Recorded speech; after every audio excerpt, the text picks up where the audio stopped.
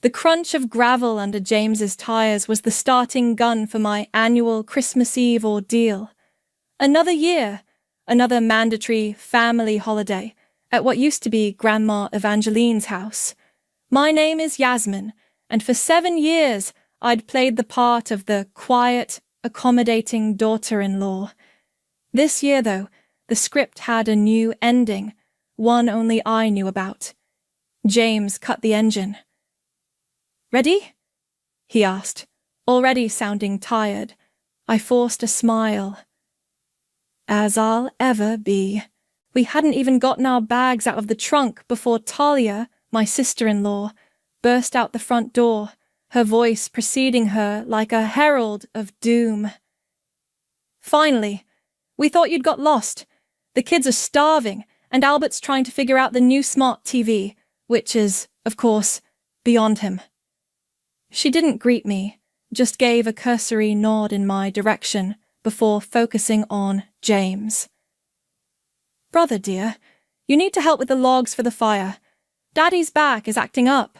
Inside, the house already felt different without Grandma Evangeline's gentle presence. She'd moved into assisted living a few months back, and this was the first Christmas without her here. The air, usually filled with the scent of her baking and quiet carols, now crackled with Talia's chaotic energy and the faint smell of her overpowering perfume. Her 2 children, bless their hearts, were running wild, shrieking as they chased each other around the antique furniture. Albert, Talia's equally entitled husband, was indeed glaring at the television screen as if it had personally offended him. "Yasmin, darling," Talia called from the kitchen, her voice dripping with false sweetness. "So good of you to grace us with your presence." I walked towards the sound, bracing myself.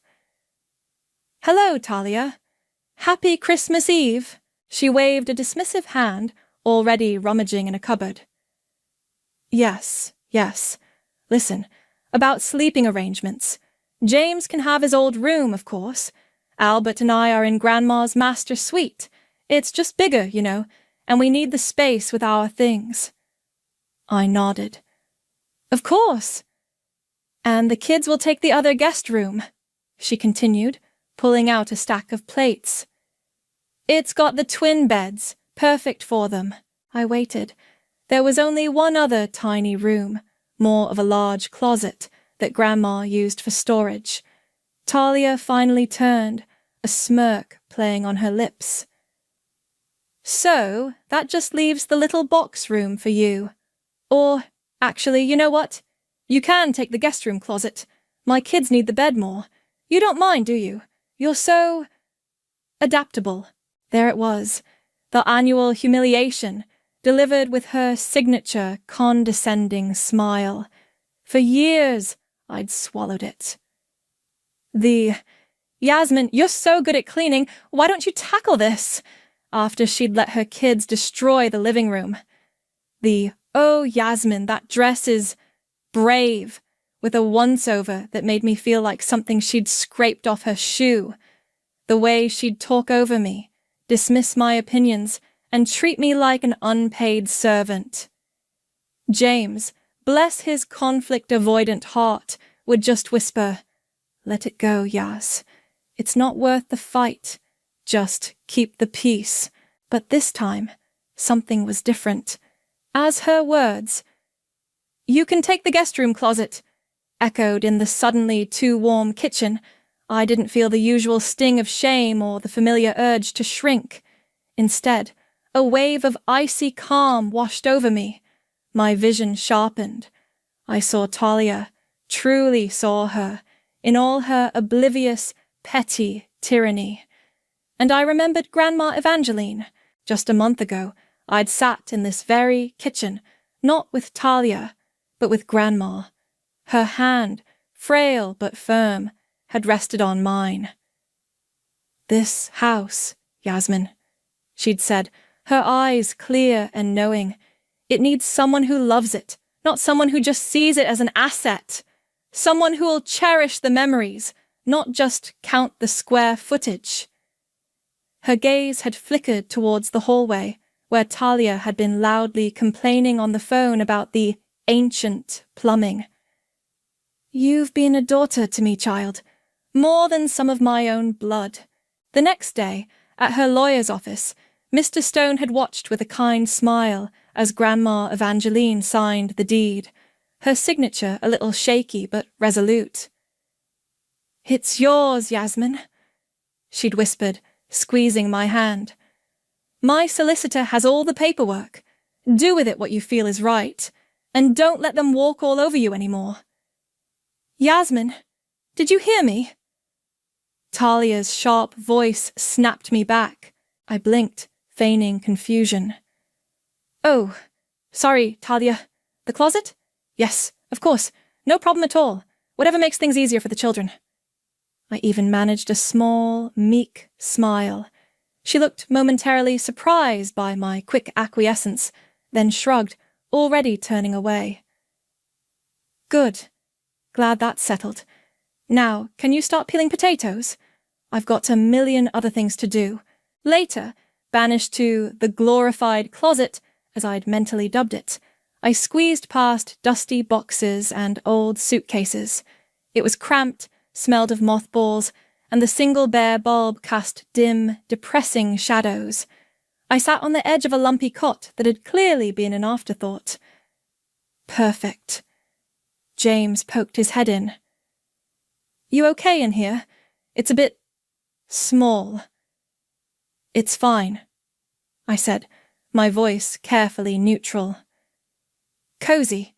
He shifted uncomfortably. "Talia can be a bit much, I know, but it's just for a few days." "Just a few more days," I echoed, but my meaning was entirely different. He gave me a quick, apologetic smile and disappeared, probably to help Albert with the TV or fetch more logs, anything to avoid actual confrontation. Alone, I pulled out my phone. The screen glowed softly, illuminating a document I'd reviewed countless times. The formal language of the eviction notice, addressed to Talia and Albert Crawford, was a stark contrast to the festive chaos downstairs. All their names, neatly typed. The date of effect, January 2nd. A slow, grimly satisfied smile spread across my face. "Just a few more days," I murmured to the quiet, dusty room. "Just a few more days, Talia." And for the first time in a long time, I felt a spark of something that wasn't dread, but anticipation. The game was on, and she didn't even know she was playing. Christmas morning dawned cold and bright, but the atmosphere inside was already thick with Talia's self-importance. The kids, hyped up on sugar and presents, tore through wrapping paper like a pair of tiny tornadoes, leaving a trail of destruction in their wake. Albert grunted appreciatively at his gifts, mostly expensive gadgets Talia had no doubt picked out. "Yasmin, darling," Talia chirped, handing me a small, poorly wrapped box. Just a little something. Inside was a cheap-looking scarf, the kind you find in bargain bins. "Oh, thank you, Talia," I said, injecting as much sincerity as I could muster. "It's lovely." She beamed. "I knew you'd like it. It's very you." I wasn't sure if that was a compliment. Knowing Talia, probably not. James received a new watch from his sister, which she made a great show of fastening onto his wrist. "Only the best for my baby brother," she cooed. The day wore on in a blur of forced smiles and thinly veiled insults.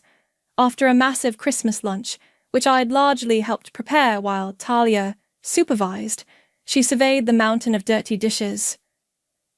"Yasmin, darling," she said, her voice sweet as poison.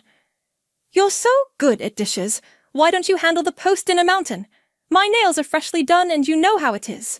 Before I could even formulate a polite refusal, James piped up from the sofa where he was already nodding off. "Yeah, Yas, You don't mind, do you? We can watch that Christmas special later." I looked at him, a flicker of my old frustration rising. "Actually, James, my back is a bit sore from sleeping on that cot."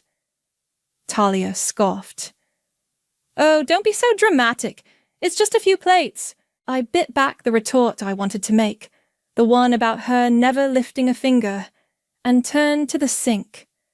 As I scrubbed congealed gravy off Grandma Evangeline's good china, I could hear Talia in the living room, already making plans. "You know, Albert," she said loudly, "this sitting room really needs an update. Grandma's taste was so old-fashioned. We could knock down that wall, open it up to the dining room. It would be fabulous for entertaining." Albert mumbled something agreeable, my hands stilled in the soapy water. This house, Grandma Evangeline's house. She was already redecorating it in her mind, a house she believed would one day be partly hers through inheritance. A memory surfaced, sharp and clear. Last spring, Grandma had taken a nasty fall. I'd rushed over, staying with her for a week, helping her bathe, cooking her meals, reading to her when the pain kept her awake. Talia had visited once, for about 20 minutes. She'd spent most of that time on her phone, complaining about how inconvenient this all was, and how Grandma really should consider a home, because she, Talia, was far too busy to be a caregiver. She just wants attention," Talia had whispered to me in the hallway as she left, loud enough for Grandma to potentially overhear. "Don't let her guilt you into doing too much, Yasmin. You have your own life, you know." My own life had often felt like it was on hold, catering to the whims and needs of James's family, but caring for Grandma Evangeline had never felt like a burden. It had felt right. Another memory. Grandma Evangeline, propped up in her favourite armchair by the window, a few weeks before she moved. I was mending one of her cardigans, the sunlight catching the dust motes dancing in the air. "Talia was here earlier," she'd said, her voice thin but clear, "talking about what she'll do with the money when I'm gone and the house is sold." She'd sighed, a deep, weary sound. "She sees the bricks and mortar, the land value. She doesn't see the heart of it." She'd reached for my hand. "This house needs someone who loves it, not someone who just sees it as property, Yasmin. You understand that, don't you?" I'd nodded, my throat tight. "I do, Grandma." "You've always been kind," she'd continued, her gaze steady. "You see the things others miss. You water my plants without being asked. You remember how I take my tea. Small things, perhaps. But they are the big things, really." The clatter of a plate slipping from my grasp brought me back to the present. Thankfully, it didn't break. "Careful there, Yasmin," Talia called out, not even looking up from her magazine. "Those were Grandma's best." I took a deep breath. Just a few more days. Later that evening, after the kids were finally in bed, Talia was sprawled on the sofa, scrolling through her phone. Albert was snoring softly beside her. James was attempting to read, though his eyes kept closing. "You know," Talia announced to the room, though mostly to Albert, "we should definitely host Easter here next year. It would be perfect. The garden will be lovely then." She paused, then looked directly at me, a calculating gleam in her eye. "And Yasmin, you can come up a week before to help with the spring cleaning. Get the place ready. It'll need a good airing out after winter." I met her gaze. My expression, I hoped, was placid, unreadable. Inside, though, a cold amusement was stirring. I just nodded slowly. "Easter," I said. "That sounds ambitious." "Oh, it'll be fabulous," she declared, already lost in her plans. I turned away, a tiny smile playing on my lips. Oh, you have no idea, I thought. You really, truly have no idea. The countdown continued. Boxing Day crawled by with the same agonizing slowness as Christmas Day, only now with the added layer of stale leftovers and dwindling festive spirit. Talia, however, remained inexhaustible in her ability to command and critique. James, be a dear and fetch me another mince pie. Yasmin, did you use salt in this gravy yesterday? It tasted a bit bland. I just hummed non-committally. The less I engaged, the less ammunition I gave her. Later that morning, while Talia was engrossed in a loud video call with one of her equally self-absorbed friends, I saw my chance. James was in the kitchen, making himself a coffee. I wandered in, feigning a casual thought. James, I said, keeping my voice light but ensuring it carried. I was just thinking, I really should schedule a full house inspection soon.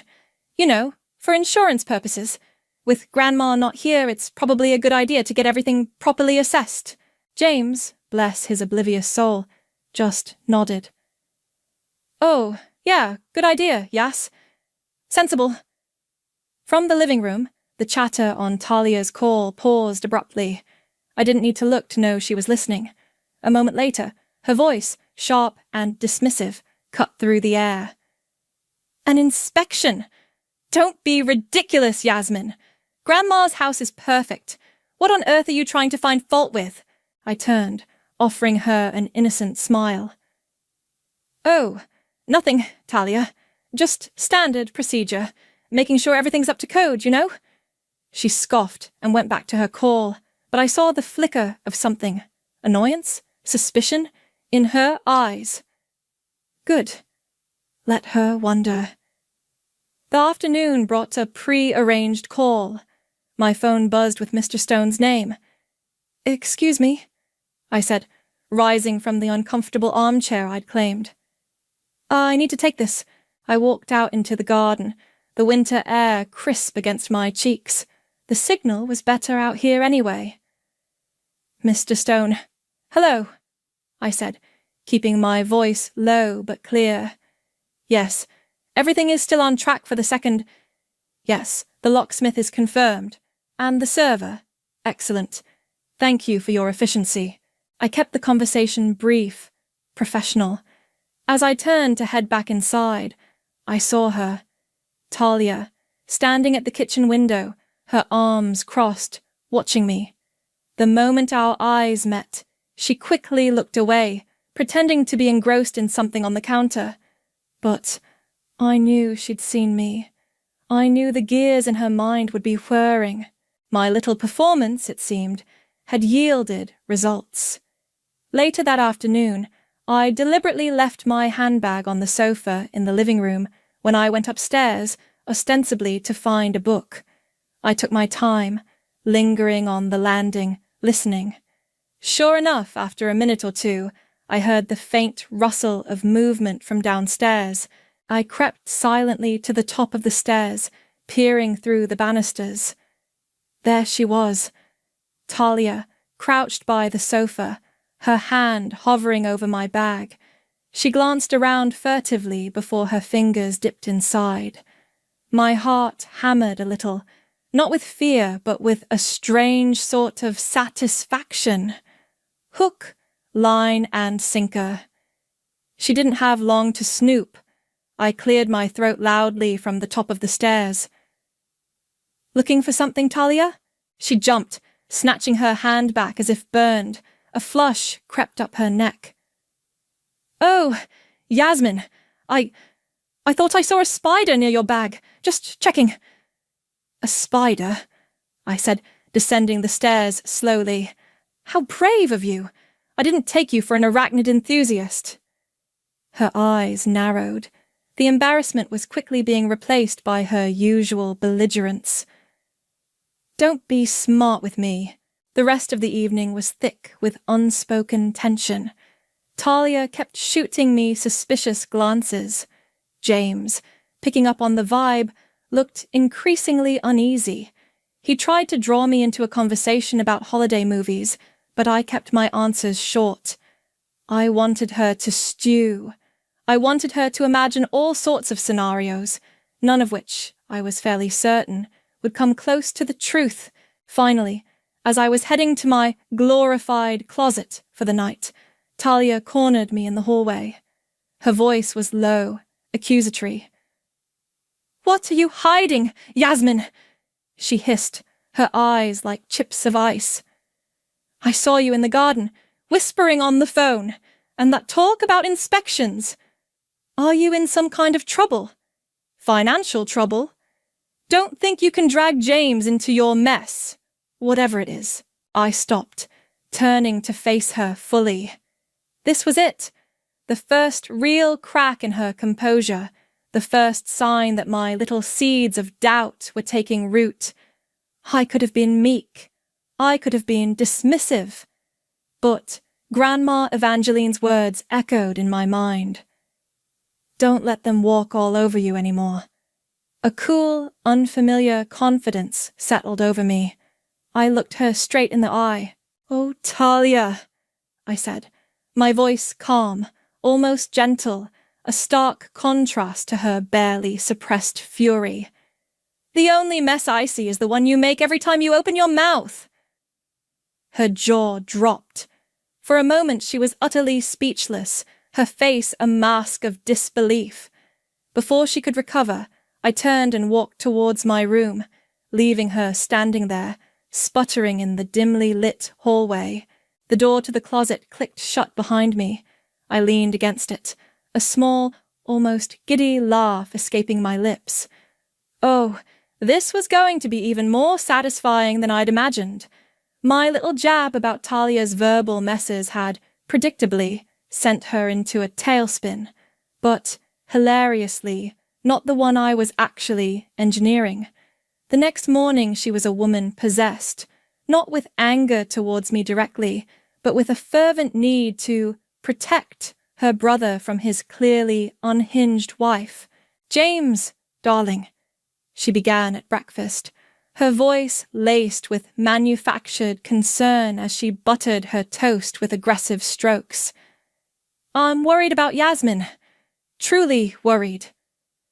James looked up from his newspaper, startled. "Worried? Why? What's wrong?" "She's acting so strangely," Talia said, lowering her voice conspiratorially, though it still carried across the table to where I was pretending to be engrossed in a piece of fruit. "All that cloak and dagger stuff in the garden, the hushed phone calls.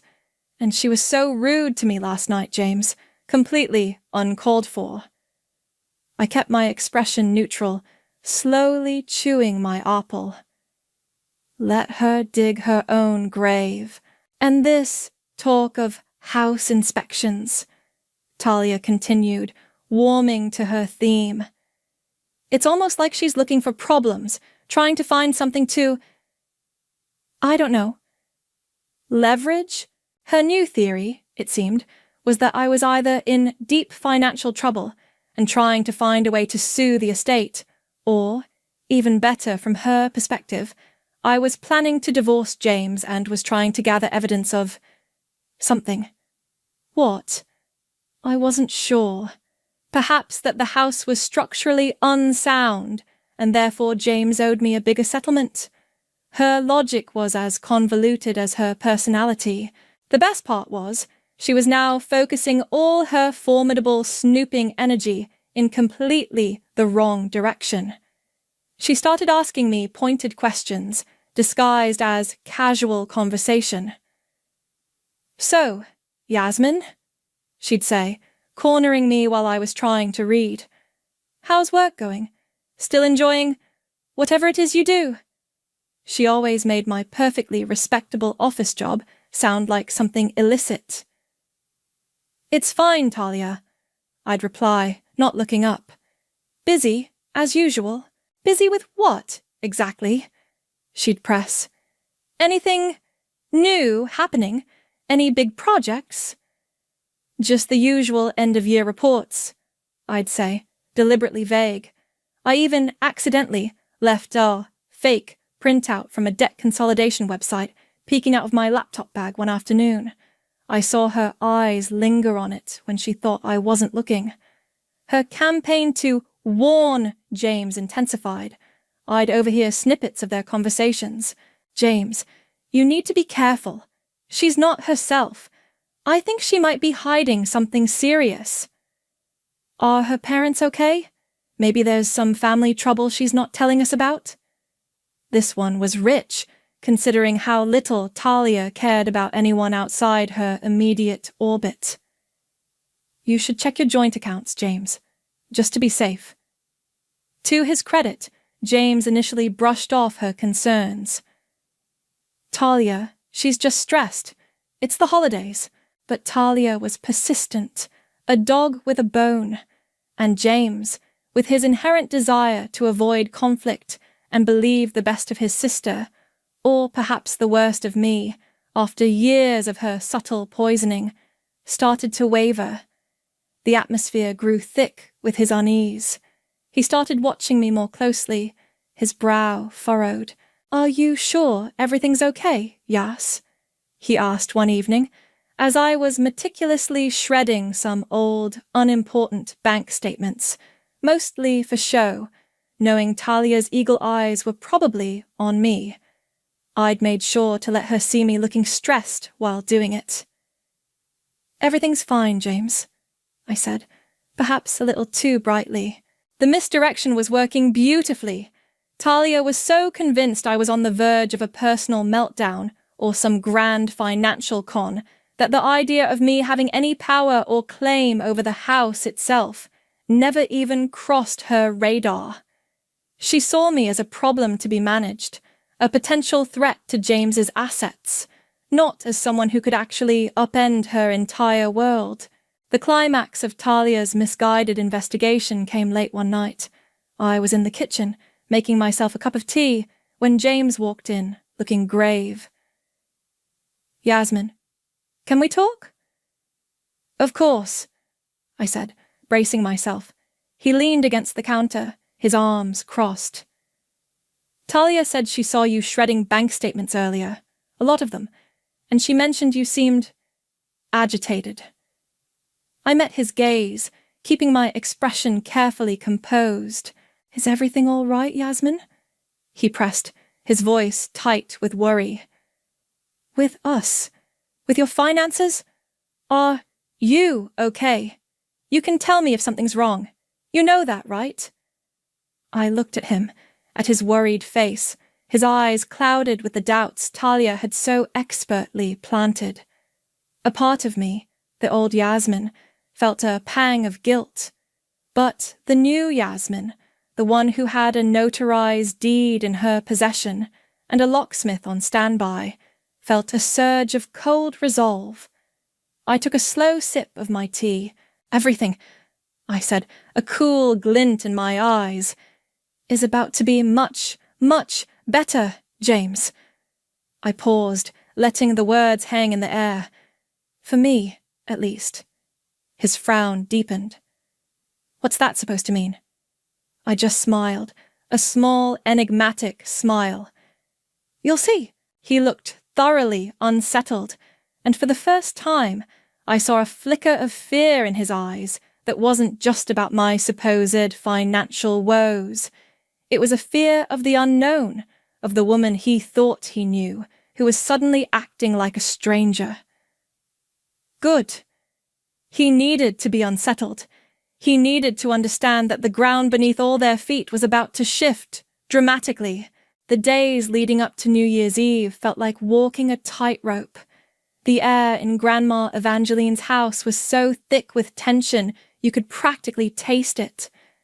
Talia's suspicious glares followed me everywhere, her whispers to James growing more frequent and urgent. It was clear she'd also been talking to her parents, Richard and Rebecca, because their interactions with me became noticeably cooler, tinged with a sort of wary disapproval. Yasmin, dear, Rebecca had said yesterday, her smile not quite reaching her eyes. "Talia mentioned you weren't feeling quite yourself. Is there anything we can do?" "I'm perfectly fine, Rebecca. Thank you," I'd replied, my own smile polite but firm. "Just looking forward to the new year?" Richard just grunted whenever I was in the room, his gaze lingering on me a moment too long, as if trying to decipher a particularly troubling puzzle. They were clearly buying into Talia's narrative that I was the one acting strangely, the one being difficult. It was almost comical how easily they accepted her version of events, how blind they were to her own manipulations. I tried to ignore them, focusing on the final details of my plan.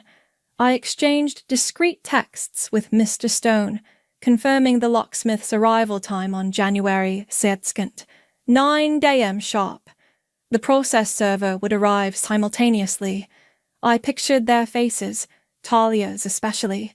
The thought sent a shiver of grim satisfaction down my spine. One evening, when the house was quiet, everyone else absorbed in a loud action movie in the living room, I found myself standing before Grandma Evangeline's photograph on the mantelpiece. It was a lovely picture, taken a few years ago in her garden, her eyes crinkling at the corners with her familiar, gentle smile. "I hope I'm doing the right thing, Grandma," I whispered to the image. "You told me not to let them walk all over me." "Well, I'm not. Not anymore." Her silent, smiling face seemed to offer a quiet reassurance. This house deserved peace, and so did I. The strain was clearly getting to James. He looked perpetually stressed, caught between his sister's relentless campaign and my increasingly aloof behavior. He tried, in his usual way, to smooth things over, to restore the peace that always came at my expense. "Yasmin," he said, catching me alone in the kitchen as I was making a grocery list for my own future use in my kitchen. "About what you said to Talia the other night? About the mess she makes?" I didn't look up. "What about it?" "Well, it was a bit sharp, don't you think?" he ventured, wringing his hands slightly. "She was pretty upset. Can't we just, try to have a peaceful New Year? Maybe you could just apologize? For her sake? For my sake?" I finally looked up, my pen hovering over the paper. "Apologize?" I repeated, my voice dangerously calm. "Apologize for what, James? For her being rude and accusatory? For her spending the entire holiday treating me like dirt? Or should I apologize for finally saying something other than, 'Yes, Talia, whatever you say, Talia'?" He flinched. "I just mean, for the sake of harmony. You know how she gets." "Oh, I know exactly how she gets," I said, my voice hardening. "And I'm done. I'm done apologizing for existing in her orbit. I'm done being the family shock absorber. If Talia wants peace, she can try being a decent human being for a change." James stared at me, his mouth slightly agape.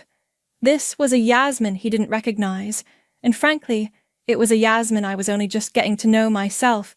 It felt liberating. "But it's New Year's Eve tomorrow," he stammered. "Can't we just pretend?" "I'm done pretending, James," I said, turning back to my list.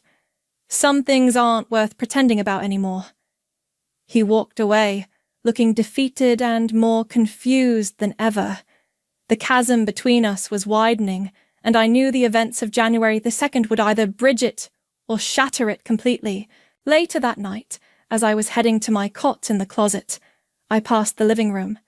The movie was over, and Talia was on the phone, her voice low but carrying in the quiet house. I paused, hidden in the shadows of the hallway. "No, he's completely clueless," Talia was saying, a smug little laugh in her voice. Honestly, I think she's about to crack. All this weird behavior. I wouldn't be surprised if she tries to leave him after the holidays. Good riddance, I say. My blood ran cold. And then, Talia continued, her voice dropping even lower, but I could still hear every venomous word. We can finally get this house sorted. Get it sold. Get our inheritance from Grandma. It's about time. This place is a gold mine, and it's just sitting here.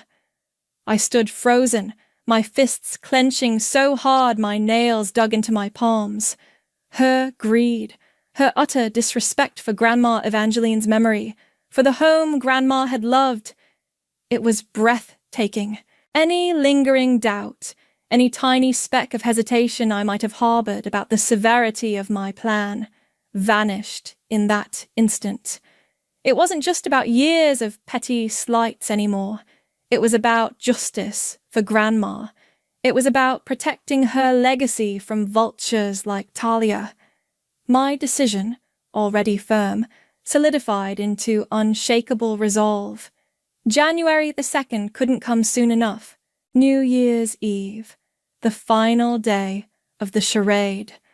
While Talia and her brood were loudly planning their evening festivities, oblivious to the storm brewing, I was in my cramped closet room, methodically packing a small overnight bag. Not with the clothes I'd worn over the holiday, but with essentials. A change of clothes for tomorrow, toiletries, my phone charger, and a slim file folder. This folder was the key to everything. James found me there, zipping up the bag. His face was a mask of suspicion and worry, etched deeper by Talia's relentless complaints about my erratic behavior. "What are you doing?" he asked, his voice tight. "Where are you going with that bag?" "Just getting a few things organized," I said, trying to sound casual, but my heart was thumping. This was it. The point of no return. He wasn't buying it.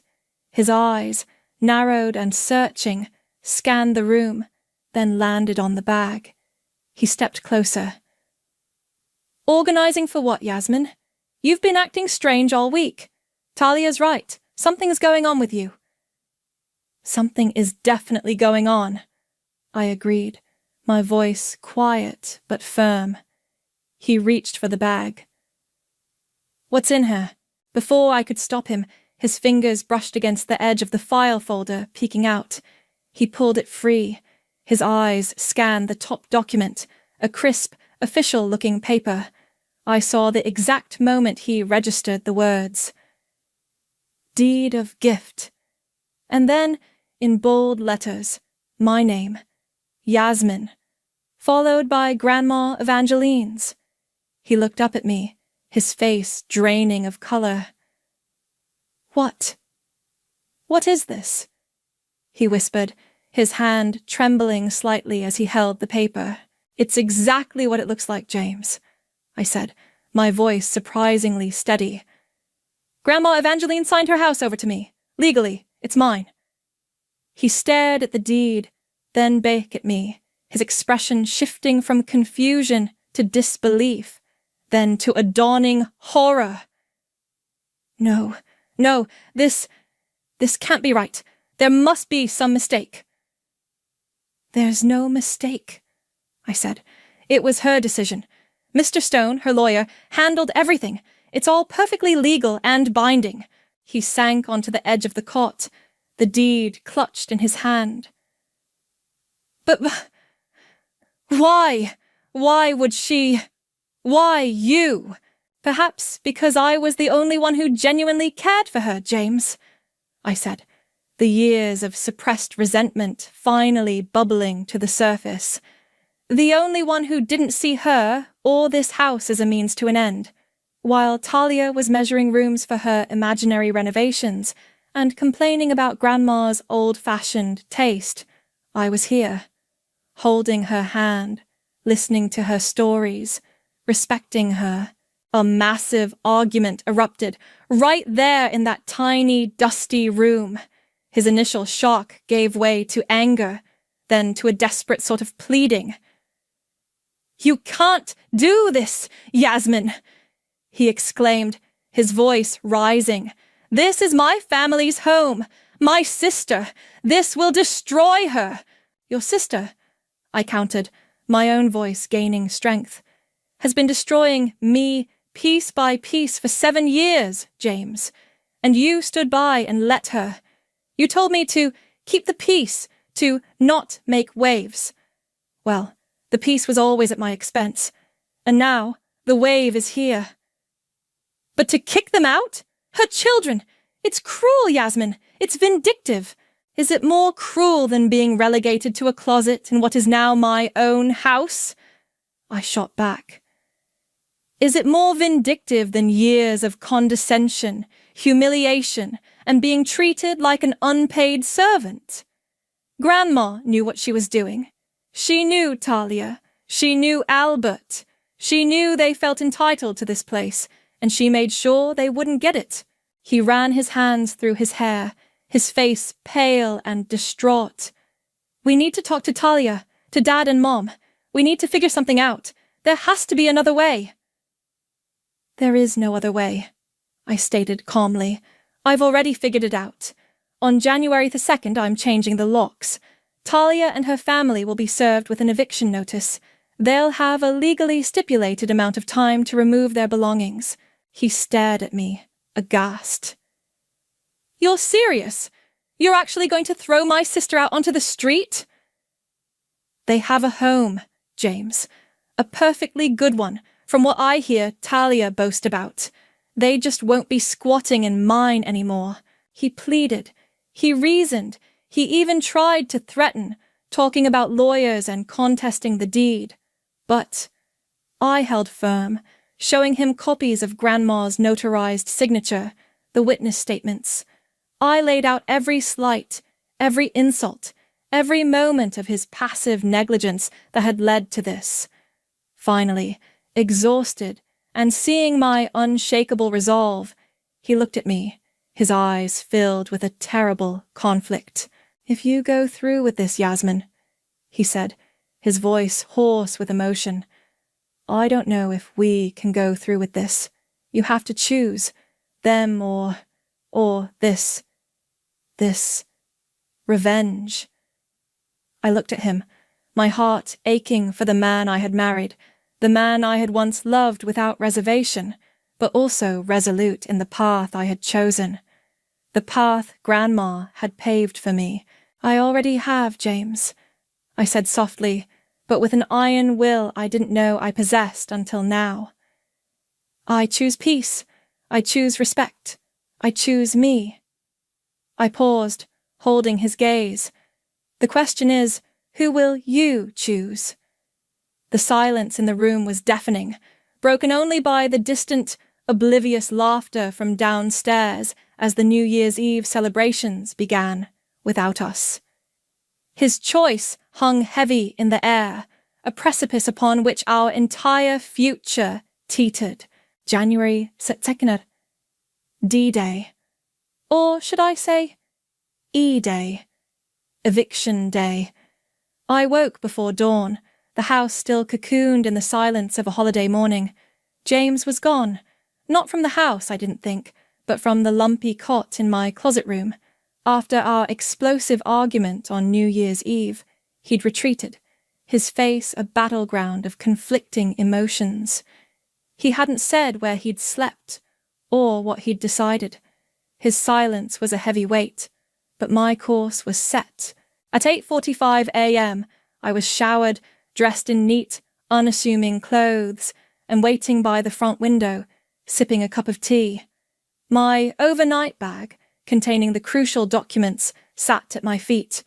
My stomach was a knot of nerves, but also a strange, exhilarating anticipation. This was it. Years of quiet suffering were about to culminate in one very loud, very public reckoning. Right on cue at 9 a.m., 2 vehicles pulled up. A van with county lock and key emblazoned on the side, and a nondescript sedan. Mr. Henderson, the locksmith, a burly, no-nonsense-looking man, got out of the van, followed by a stern-faced woman from the sedan, Ms. Davies, the process server Mr. Stone had arranged. I opened the door before they could even knock. "Good morning," I said, my voice calm. "Thank you for being prompt. Ms. Davies, they're in the kitchen." I led the way. Talia, Albert, and their 2 children were, as predicted, having a late, leisurely breakfast. Talia was mid-complaint about the ghastly New Year's Eve television programming, a piece of toast halfway to her mouth. Albert was engrossed in his phone. The kids were bickering over the last sugary cereal. They looked up as we entered, Talia's face instantly morphing into an expression of annoyance. "Yasmin? What is it now? And who are these people?" Ms. Davies stepped forward. "All business." "Talia Crawford? Albert Crawford." Talia's eyes narrowed. "Yes. What do you want?" "You are hereby served," Ms. Davies announced, extending a thick envelope towards Talia. Talia stared at it as if it were a venomous snake. "Served? Served with what? What is the meaning of this?" I stepped forward then, Mr. Henderson the locksmith, a reassuring presence just behind me. "It means, Talia," I said, my voice clear and steady, ringing through the suddenly silent kitchen, "that you and your family are being evicted from my property." The toast dropped from Talia's fingers, landing with a soft thud on her plate. "Your property?" She let out a shriek of laughter, high-pitched and incredulous. "Don't be absurd, Yasmin. This is Grandma's house. Are you insane? Grandma Evangeline legally signed the house over to me before she moved to assisted living," I stated, pulling my own copy of the notarized deed from my folder. "This house is mine, and you, my dear sister-in-law, are trespassing." Chaos erupted. Talia's face went from disbelief to purple rage in a nanosecond. "You lying, scheming little witch!" she screamed, lunging towards me. Mr. Henderson, quicker than I would have guessed, stepped smoothly between us. "Ma'am, I suggest you remain calm." Albert finally looked up from his phone, his face a mask of confusion. "What in God's name is going on? Evicted? Yasmin, have you lost your mind?" "She's a fraud!" Talia shrieked, pointing a trembling finger at me. "She's forged those papers. This house belongs to the family, to James and me." At that moment, as if summoned by the sheer force of her fury, James appeared in the kitchen doorway. His parents, Richard and Rebecca, were right behind him, their faces etched with alarm, clearly drawn by the commotion. Talia whirled towards her brother. "James, tell this lunatic! Tell her she can't do this! This is our grandmother's house!" James looked from Talia's enraged face to my calm one, then down at the official-looking document Ms. Davies was still holding out. His expression was unreadable, torn. "Yasmin!" Richard, his father, blustered, stepping forward. "What is the meaning of this outrage? You can't just throw my daughter out of her grandmother's home." "With all due respect, Richard," I said, my voice unwavering, "it is no longer her grandmother's home. It is my home, and I have every legal right to decide who resides here." I held up the deed. Grandma Evangeline made her wishes very clear. She also left a letter. I pulled another paper from my folder. "Perhaps you'd all like to hear it." Before anyone could respond, I began to read Grandma's familiar, elegant script, her words filling the tense room, explaining her love for me, her disappointment in their entitlement, her desire for the house to be cared for by someone who cherished it, not someone who saw it as a cash cow. When I finished, there was a stunned silence. Talia's face was white, her eyes darting around wildly. "You were so worried about me taking the guest room closet, Talia," I said, my voice soft but carrying the weight of years. "Now you can worry about finding a whole new house. Mr. Henderson is here to change the locks. Ms. Davies has provided you with the legal notice. You have 2 hours to vacate the premises with your personal belongings." 2 hours? Talia shrieked. "That's impossible. We have children. Where are we supposed to go?" "That, Talia," I said coolly, "is no longer my concern." It was then that Talia completely lost it. With a guttural scream of pure, unadulterated fury, she lunged, not at me this time, but towards a nearby cabinet filled with Grandma Evangeline's cherished porcelain figurines. "If I can't have this house, no one will!" Before her hands could reach the delicate china, James moved. Faster than I'd ever seen him move for anything, he grabbed her arm, his grip like iron. "Talia, no!" he yelled, his voice cracking with a mixture of anger and anguish. "Stop it! Just stop!" Talia struggled against him, sobbing, cursing, a wild animal trapped. Albert just stood there, gaping like a stranded fish. Richard and Rebecca looked utterly horrified, speechless. James looked at me then, over Talia's heaving shoulders. His eyes were filled with a profound shame, a dawning understanding, and something else. Respect. "Get out of my house!" I declared, my voice ringing with an authority I didn't know I possessed. "All of you who don't respect what this place stands for, get out!" The locksmith, taking his cue, headed towards the front door. The sound of his drill starting on the old lock was the sweetest music I had ever heard. The 2 hours that followed were a blur of frantic activity, shouted accusations, and slammed doors. Talia, under the stunned and increasingly disapproving eyes of her parents and the firm, silent presence of Ms. Davies, directed Albert and a very subdued James in haphazardly throwing their belongings into suitcases and boxes. The children, confused and tearful, were bundled into their coats by Rebecca, who shot me looks that could curdle milk, but said nothing further. Talia didn't speak to me directly again, but her glares were venomous. She did, however, make a few parting shots as they finally began to load their car. "You'll regret this, Yasmin!" She spat, her face blotchy and tear-streaked. "You'll be all alone in this big, empty house. No one will want anything to do with you."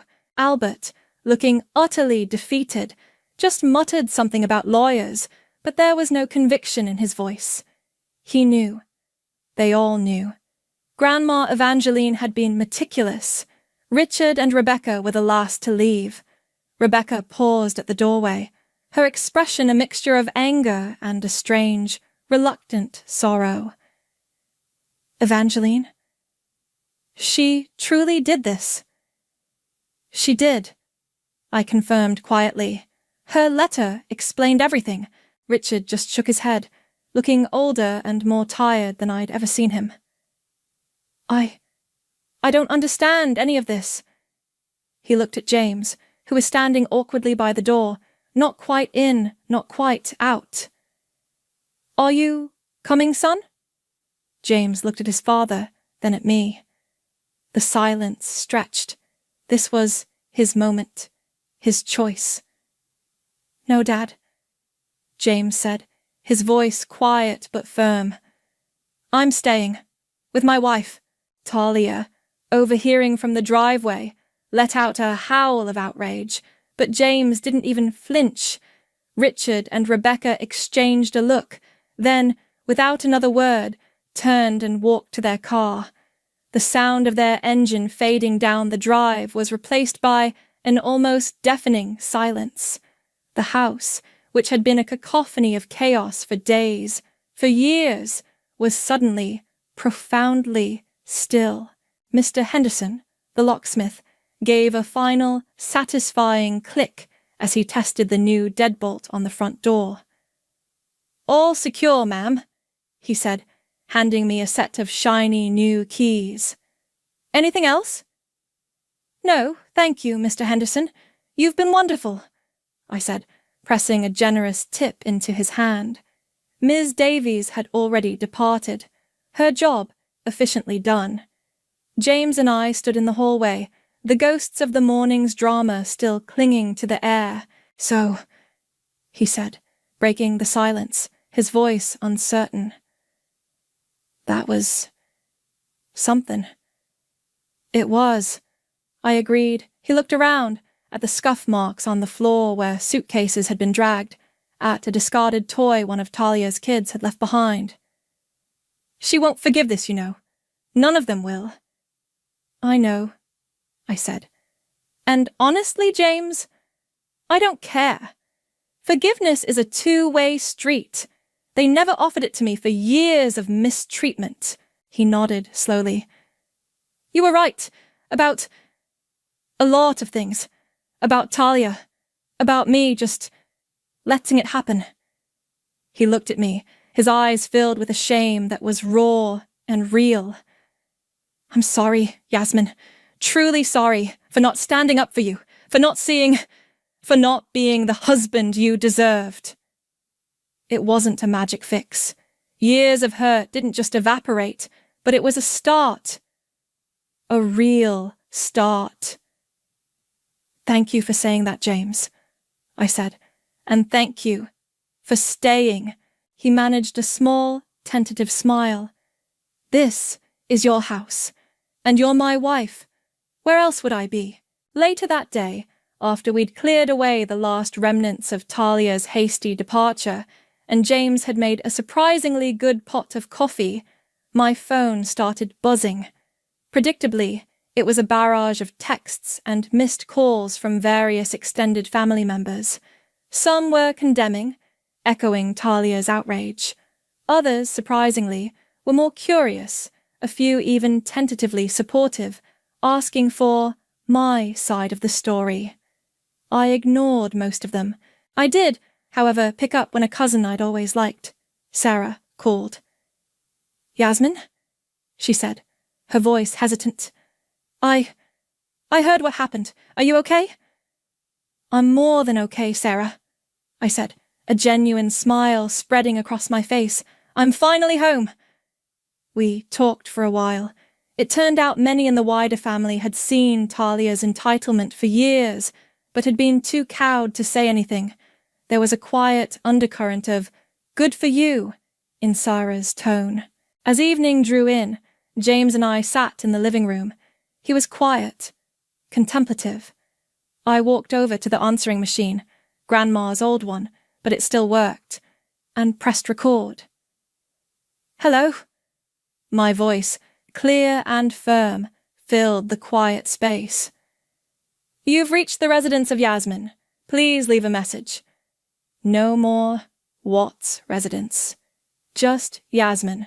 I began to unpack the few things I'd brought with me, not into the glorified closet, but into the main guest room, the one Talia's kids had occupied. It felt symbolic. Later, I found myself drawn to Grandma Evangeline's favorite armchair by the window, the one where she'd told me her secrets, where she'd gifted me this incredible peace. The setting sun cast long shadows across the lawn.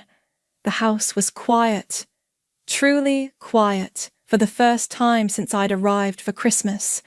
It was a liberating, peaceful silence. James came and stood beside me, looking out the window. "It's a beautiful view," he said softly. "It is," I agreed. Some bridges were definitely burned, perhaps beyond repair. But as I sat there, a cup of tea warming my hands, a genuine, peaceful smile on my face, I knew new, healthier paths were opening up. Talia and Albert would face the consequences of their actions, the upheaval and humiliation they so richly deserved. As for me, I had my home, I had my peace, and I had reclaimed my self-respect. Grandma would have liked this, I murmured, more to myself than to James. He reached out and gently took my hand. Yeah, he said. I think she would have. The karma was complete, and it was, in a word, satisfying.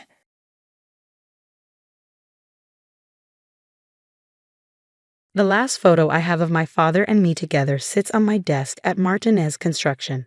It was taken 3 years ago, just weeks before his heart attack. We're both wearing hard hats, standing in front of our biggest project yet, the Martinez Tower downtown. Dad's smiling proudly, his arm around my shoulders. He built this company from nothing, and I was supposed to help carry on his legacy. At least that's what I thought. Michael. My sister Elena's voice cut through my memories like a knife. I need you in the conference room. Now. I looked up from the project proposals I'd been reviewing. Elena stood in my office doorway, immaculate in her designer suit, not a strand of her dark hair out of place. Behind her stood Tom Wilson, our HR director, looking uncomfortable. Something in their expressions made my stomach drop. Can it wait? I asked, gesturing to the papers spread across my desk. I'm finalizing the bid for the Riverside development. No, Elena said coldly. It can't. The walk to the conference room felt like a march to execution. Every employee we passed quickly looked away, some hurrying in the opposite direction. They knew something I didn't. The conference room, Dad's old conference room, had changed since Elena took over as CEO 6 months ago. Gone were the construction site photos Dad had loved, replaced by modern art and motivational posters. Elena took her seat at the head of the table, Dad's old chair, while Tom sat beside her. Sit, she commanded, pointing to the chair across from them. I remained standing. What's this about, Elena? She slid a folder across the table. Your termination papers. The words hit me like a physical blow. What? You're being terminated from Martinez Construction, effective immediately. Her voice was calm, practiced. She'd been planning this. Tom will oversee your departure process. You can't fire me.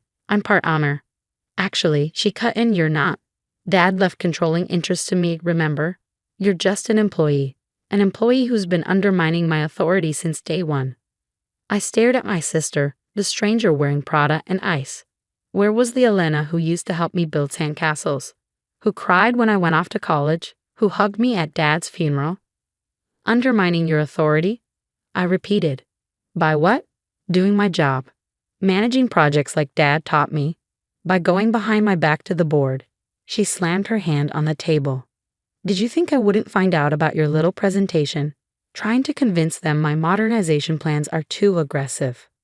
Ah, so that's what this was about. The board asked for my professional opinion. I said quietly, and I gave it. Your plan to sell off our equipment division and outsource labor will destroy everything Dad built. Dad's methods are outdated. This company needs to evolve. This company needs to remember what it stands for. I leaned forward, placing my hands on the table. Dad believed in quality work, fair wages, and treating our employees like family. Dad is dead. Elena's voice cracked slightly. She took a breath, composing herself. And he left me in charge. Not you. The golden boy who always had his ear, who he took to every job site, She trailed off, but I heard the unspoken words. Who he loved more. Elena. I tried again, softening my voice. This isn't about Dad's favoritism. This is about. Sign the papers, she interrupted, or I'll have security escort you out. Tom shifted uncomfortably. Perhaps we should take a moment to. No. Elena's tone left no room for discussion. He has 1 hour to clean out his office. After that, he's trespassing. I looked at the termination papers, then at my sister. In her face, I saw years of resentment, of feeling second best, of trying to prove herself. But I also saw something else. Fear. She was afraid of something. Fine, I said, picking up the pen. I'll sign. Relief flickered across her face. Good, Tom will. On one condition. I met her eyes. I want an hour alone in Dad's old office. No supervision, No security cameras. One last time. She frowned. Why? To say goodbye properly. You can have someone search me before I leave if you're worried I'll steal something. Elena studied me for a long moment. Finally, she nodded. 1 hour. Starting now. Dad's office. Elena's office now was on the top floor of our headquarters. It still smelled faintly of his aftershave, though she tried to cover it with some designer room fragrance. The old leather couch where I used to nap as a kid was gone, replaced by a sleek modern settee. His collection of hard hats from various projects had vanished from the shelves, but the painting was still there. It was a simple landscape, rolling hills, a construction site in the distance, a sunset sky. Dad had bought it at a street fair 20 years ago, saying something about it capturing the beauty of building. Elena had kept it, probably because it matched her new color scheme. Only Dad and I knew about the safe behind it. I waited 5 minutes in case Elena was watching through the security cameras she claimed would be off. Then I carefully lifted the painting from its hooks. The wall safe looked exactly as I remembered, old-fashioned with a combination dial. Dad had shown it to me a month before his death. Remember these numbers, son, he'd said, turning the dial. 7 to 2483. Elena's birthday. Because no matter what happens, she's still your sister. The irony wasn't lost on me. The safe clicked open softly. Inside wasn't the cash or valuables Elena might have expected. Instead, there was a single USB drive and a letter addressed to me in Dad's handwriting. My hands trembled as I opened the envelope. Dear Michael, if you're reading this, then what I feared has happened. Elena has made her move against you. I know my daughter, her ambition, her pain, and her secrets. What's on this drive will change everything. But before you use it, remember, she's your sister. Whatever you decide to do with this information, do it with mercy.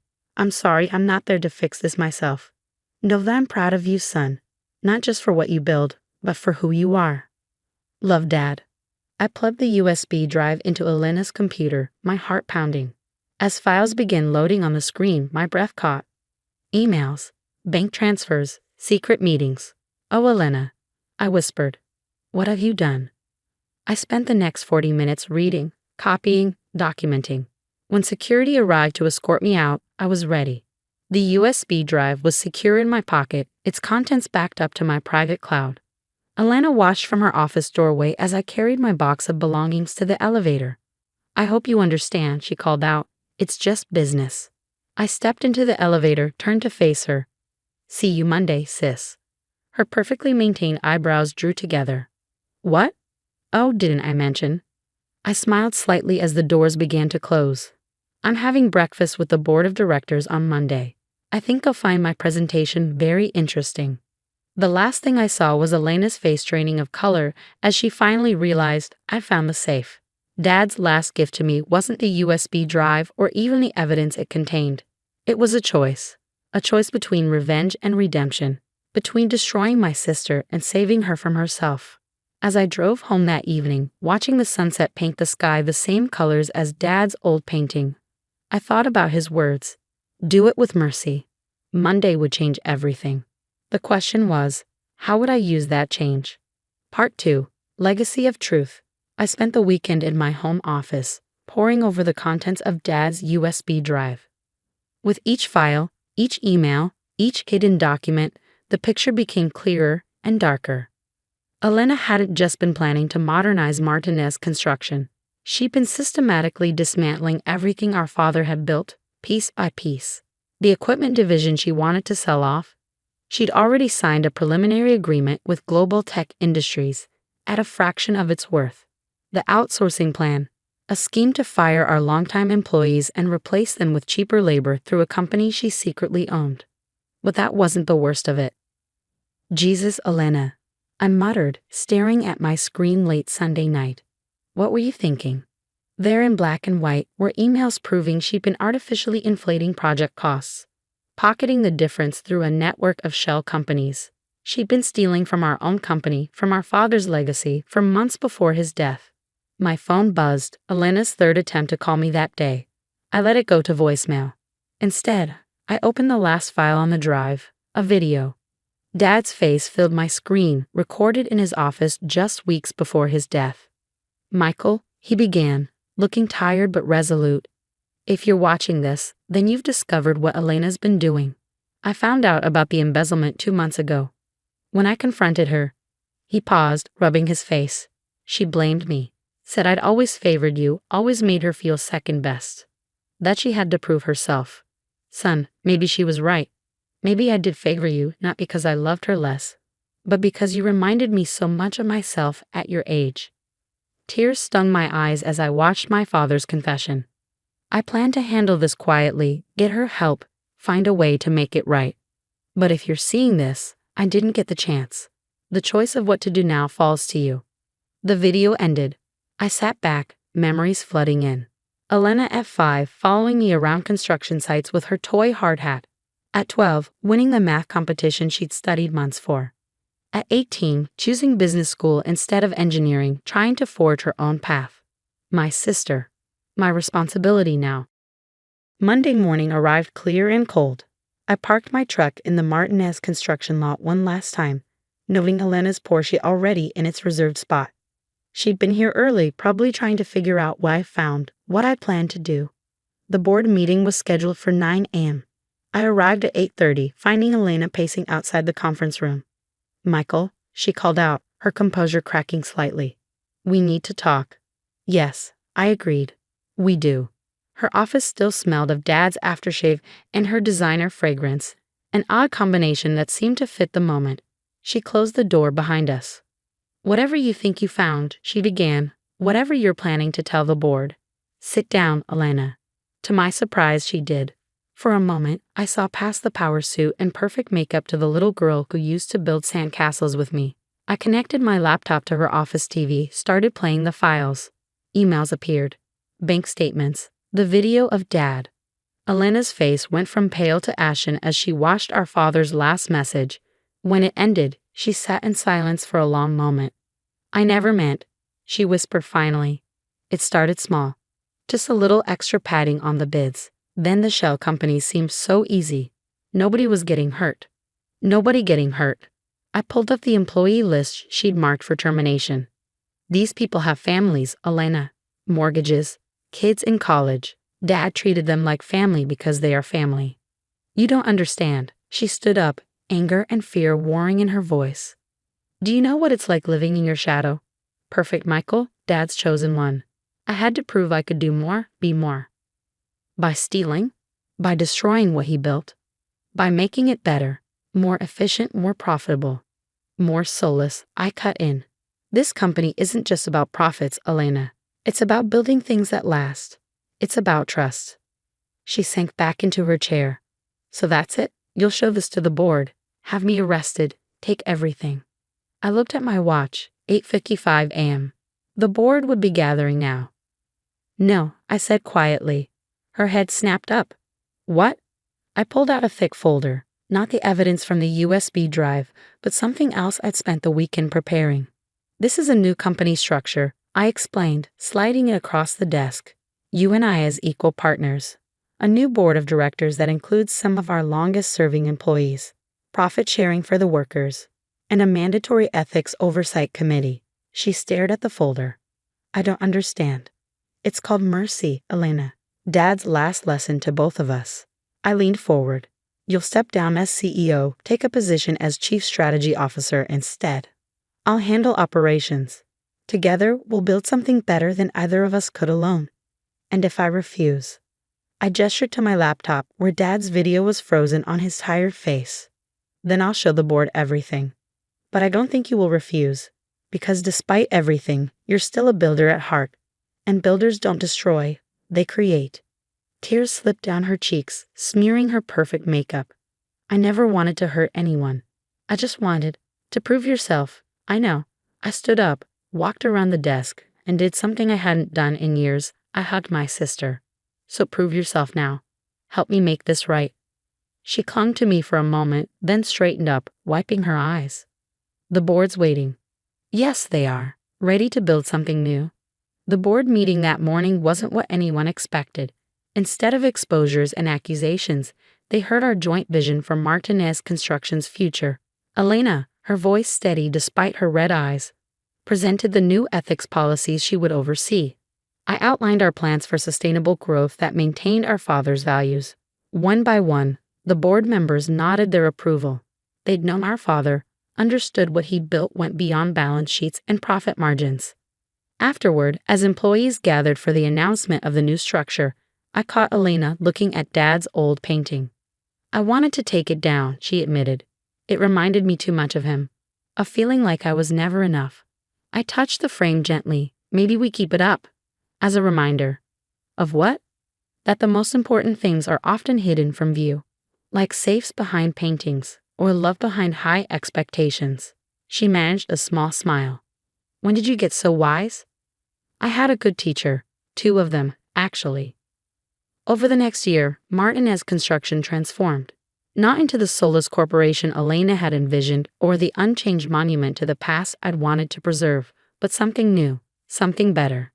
The equipment division modernized but stayed in-house. Employees got profit sharing and seats on the board. Elena's financial skills, once used for deception, now drove legitimate growth and innovation. Dad's painting still hangs in what is now our shared office. Sometimes late at night when I'm working late, I swear I can smell his aftershave, feel his presence. You did good, son, I imagine him saying. Both of you did good. The safe behind the painting is empty now. We don't need it anymore. The real treasures, trust, forgiveness, family, aren't things you can lock away. Elena and I still disagree sometimes. She pushes for faster growth. I argue for caution.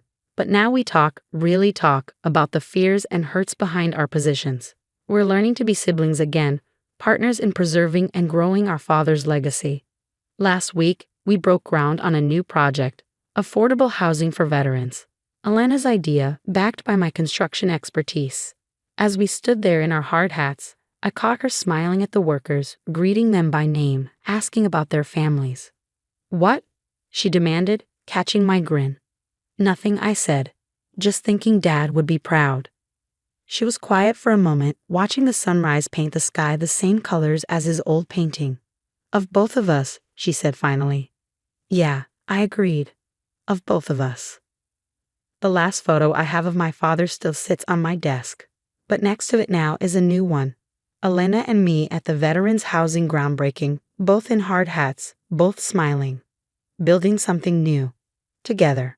Sometimes the greatest buildings aren't made of steel and concrete. Sometimes they're built with forgiveness, understanding, and second chances. Dad taught us how to build structures that would stand the test of time. But his last lesson, hidden in that old safe, taught us how to build something even more lasting, a bridge back to each other.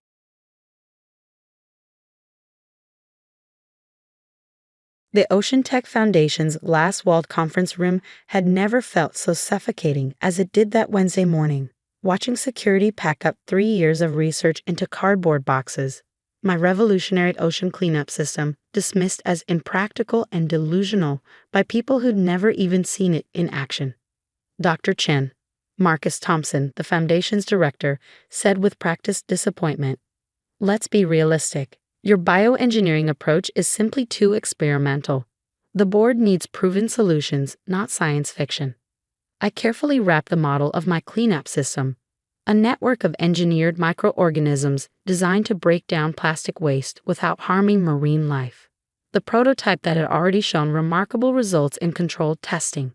The test results are clear, I said quietly. If you just look at the data from the Pacific trials. Enough. He waved dismissively. Your funding is terminated. The foundation needs practical solutions, not fantasy projects about plastic-eating bacteria. My name is Dr. Sarah Chen, and until today, I was the lead researcher at one of America's largest environmental organizations. But I committed the cardinal sin of environmental science. I proposed a solution that seemed too good to be true. Tom John, my research assistant, caught me at the elevator. "They're already shutting down the lab," he whispered. "But don't worry, everything important is backed up. All the test data, all the genetic sequences." I nodded slightly, touching the hard drive in my bag. The Pacific samples. Safe in a secondary lab. They don't even know it exists. Good, those samples would prove everything. The San Francisco fog felt appropriate as I walked to my car, my mind racing through the events that had led to this moment. The breakthrough had started with a simple observation. a unique strain of bacteria found in the Pacific garbage patch that had naturally evolved to metabolize certain types of plastic. But it wasn't just consuming the plastic. Through careful bioengineering, we'd enhanced its capabilities, creating a strain that could break down multiple types of plastic waste while producing harmless byproducts that actually nourish marine life. My phone buzzed. A message from Dr. Emily Wong at Scripps Oceanographic Institute. Just heard about ocean tech. Those fools. But Sarah, the latest DNA sequencing results. This is bigger than we thought. Emily had been quietly running parallel tests, validating our results without the Foundation's knowledge. She'd seen the same remarkable plastic degradation rates in her samples. The backup lab? I texted back. Fully operational. Your latest batch is showing even better results than predicted. I smiled, thinking of Thompson and the board, so certain they'd shut down a fantasy project. They had no idea that the most important research was happening completely off their radar. The thing about environmental science is that it's not just about the research. It's about funding, politics, and established methodologies. Question those and you become a threat to the entire system. I learned that lesson 2 months ago when I first presented my preliminary findings to the board. This is nonsense, Thompson had declared, barely glancing at the data. You're suggesting that we can clean up millions of tons of ocean plastic with bacteria? It's absurd. Not just bacteria, I corrected. Engineered microorganisms specifically designed for this purpose. Look at the degradation rates. But they hadn't wanted to look. Traditional cleanup methods brought in reliable funding. My approach threatened that comfortable paradigm. What they didn't know was that we'd already started a larger-scale trial. 3 test sites in the Pacific garbage patch, carefully monitored and showing unprecedented results. Areas where plastic waste was literally disappearing, replaced by healthy marine ecosystems. My apartment felt empty that evening as I set up my makeshift research station on the dining room table. My laptop connected to our secure server, displaying test data that would make Thompson and the board choke on their certainties. The results were undeniable. In just 6 weeks, our engineered bacteria had broken down over 60% of the plastic waste in the test areas. Water quality readings were actually improving. Marine life was returning to previously dead zones. My phone rang. Dr. James Martinez from Woods Hole Oceanographic Institution. Sarah, he said when I answered, I just reviewed your latest trial data. This is revolutionary. How quickly can you get to Massachusetts? I'd met James at a conference last year where he'd shown unusual interest in my unrealistic approach. They seized my official research, I told him. But not everything, I hope. The question was careful, measured. No, the important data is safe. Good. He paused. Because I have something you need to see. Remember those anomalous results I mentioned in my Arctic samples? My heart started racing. The same degradation patterns. Exactly. And Sarah, the bacteria are adapting to colder temperatures naturally. This could work in any ocean environment. I sat down hard, my mind spinning. Independent confirmation from one of the world's top marine research institutions. We need to meet, I said. But not here. They'll be watching. Already planned. There's an international marine science conference in Sydney next week. Thompson and his crowd won't attend. It's too focused on experimental approaches. But there's someone you need to meet. She's been seeing similar results in the Indian Ocean. I glanced at my screen where test data showed the impossible plastic waste disappearing at rates that defied every existing cleanup model. Send me the details. After hanging up, I dove back into the data. The pattern was becoming clearer with each analysis. Our engineered bacteria weren't just consuming plastic. They were evolving and improving in the wild, adapting to different conditions while remaining safe for marine life. My phone buzzed again. A message from our monitoring team at one of the test sites. Dr. Chen, the latest satellite imagery. The plastic concentration is down 70%. Marine life readings are off the charts. What you've created, it's actually healing the ocean. I thought of Thompson and the board, so certain in their dismissal. They called my research impractical, my theories delusional. They tried to bury a solution that could save our oceans, all to protect their funding and reputations. But they'd made one crucial mistake. They thought stopping official trials would end the research. They didn't realize that 3 test sites were already proving them wrong. that scientists like James Martinez were seeing the same results. That somewhere in the Indian Ocean, more evidence was mounting. Tomorrow, I'd book my flight to Sydney. In 1 week, everything would change. But first, I had data to analyze. Because while Thompson and his colleagues were writing me off as a failed researcher, our oceans were healing in ways that should have been impossible. And that healing told a story that would shake the foundations of environmental science. The fog swirled against my windows as I worked through the night, each data point adding to a picture that was becoming impossible to dismiss. I thought of my father, a marine biologist who died trying to document plastic pollution's impact on whale populations. Sometimes, he told me before his last voyage, the biggest breakthroughs come from the ideas everyone else rejects. He was right, and soon the world would understand why. Part 2. The Tide Turns. The Sydney International Marine Conservation Conference sprawled across the Harbourfront Convention Centre. But the real action was happening in a small meeting room overlooking the water. As I walked in carrying 3 years of rejected research, I knew I found my people. Dr. Chen, Dr. Amara Patel from the Indian Ocean Research Initiative approached, tablet in hand. Your microorganism design is extraordinary. The plastic degradation rates we're seeing, they're unprecedented. I studied her, brilliant, practical, the kind of scientist who cared more about solutions than accolades. This was the researcher James had mentioned, who'd been witnessing similar results in her waters. Show her, James called from his workstation. Show her what happened in your Maldives test site. For the next 4 hours, we compared data sets, my Pacific garbage patch trials, James' Arctic testing, Amara's work in the Indian Ocean. 3 independent studies, all showing the same remarkable results, plastic waste disappearing at rates that defied conventional cleanup models, with marine ecosystems actually thriving in the aftermath. The microorganisms aren't just consuming the plastic, Amara explained, showing underwater footage. Look at this sequence. They're breaking it down into compounds that are actually nourishing the marine food web. The biodiversity readings in our test areas are higher than in untouched control sites. It's becoming a positive feedback loop, I realized. The healthier the ecosystem gets, the more effectively it processes the remaining plastic, James finished. It's not just cleanup, it's restoration. My hands trembled as I pulled up my latest satellite imagery, and the bacteria naturally stop reproducing once plastic levels fall below a certain threshold. They've become part of the ecosystem without disrupting it. Self-limiting, Amara smiled. Nature's perfect balance. The implications were staggering.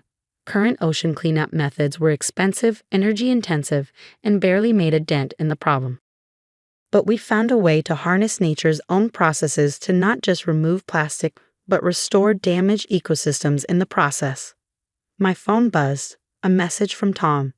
Thompson is claiming credit for early research on your project at the EPA conference. Says it was too dangerous to pursue. What should I do? I smiled. Nothing. Let him talk. We have bigger plans. Over the next 3 days, we worked around the clock, combining our data and refining deployment models. Other researchers joined us. A marine biologist from Norway, an oceanographer from Chile, a genetic engineer from New Zealand. Each brought their own insights and validation. It's not just working in one ocean environment, Dr. Johansen from Norway explained, showing his results. The microorganisms adapt to different temperatures, salinities, and plastic compositions. They're evolving in real time to maximize efficiency. Traditional methods missed this approach entirely, James added, because they were focused on physical removal. Nobody thought to look for biological solutions already emerging in nature. On the 3rd day, we presented our combined findings to the conference. The room overflowed with marine scientists, conservationists, and government representatives, people who understood the urgency of the plastic crisis and were desperate for real solutions. The data was undeniable. Satellite imagery showed plastic concentrations decreasing by up to 80% in test areas. Water quality measurements revealed healthier ocean chemistry. Biodiversity surveys documented marine life returning to previously devastated regions. During a break, my phone rang. A number I didn't recognize. Dr. Chen, this is Admiral Lisa Rivera from the U.S. Navy Environmental Division. We've been monitoring your test sites through our satellite network. We need to talk immediately. The next 2 weeks were a whirlwind. meetings with naval research teams, emergency consultations with the UN Environmental Program, fast-tracked environmental impact assessments from multiple governments. Then came the call that changed everything. Dr. Chen, the UN Secretary General's voice was solemn. We've reviewed the combined data from all test sites. This is unprecedented. The Security Council is convening an emergency session on ocean restoration. How quickly can you scale up deployment? I thought of our samples, our production facilities, our distribution plans. We're ready. The news broke on a Friday morning. Revolutionary ocean cleanup method shows dramatic success in Pacific garbage patch. My phone exploded with messages. Environmental groups, government agencies, former colleagues, and then the one I've been waiting for, Thompson from Ocean Tech. Sarah, his voice had lost its condescension.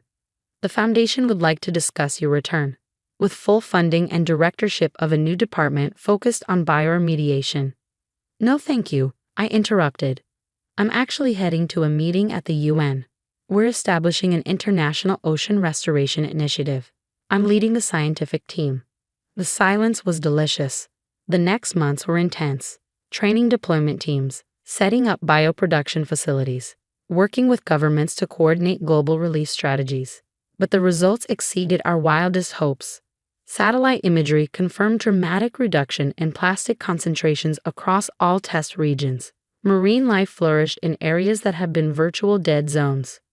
Coastal communities reported cleaner beaches and rebounding fish populations.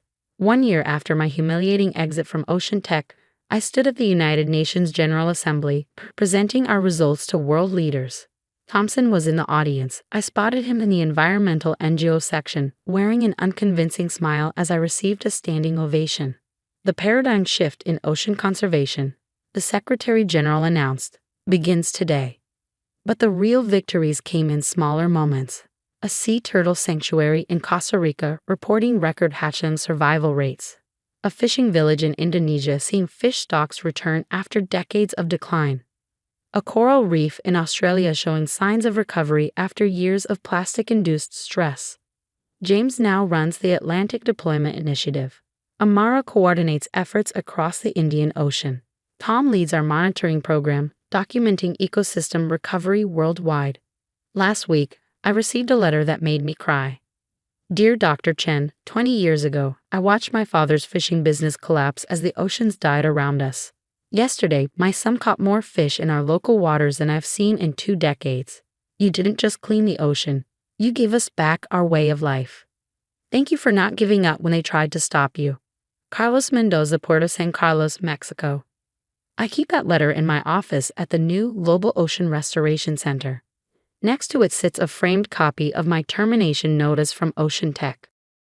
Signed by Thompson. Together, they remind me that breakthrough moments often look like failure to those too invested in old ways of thinking.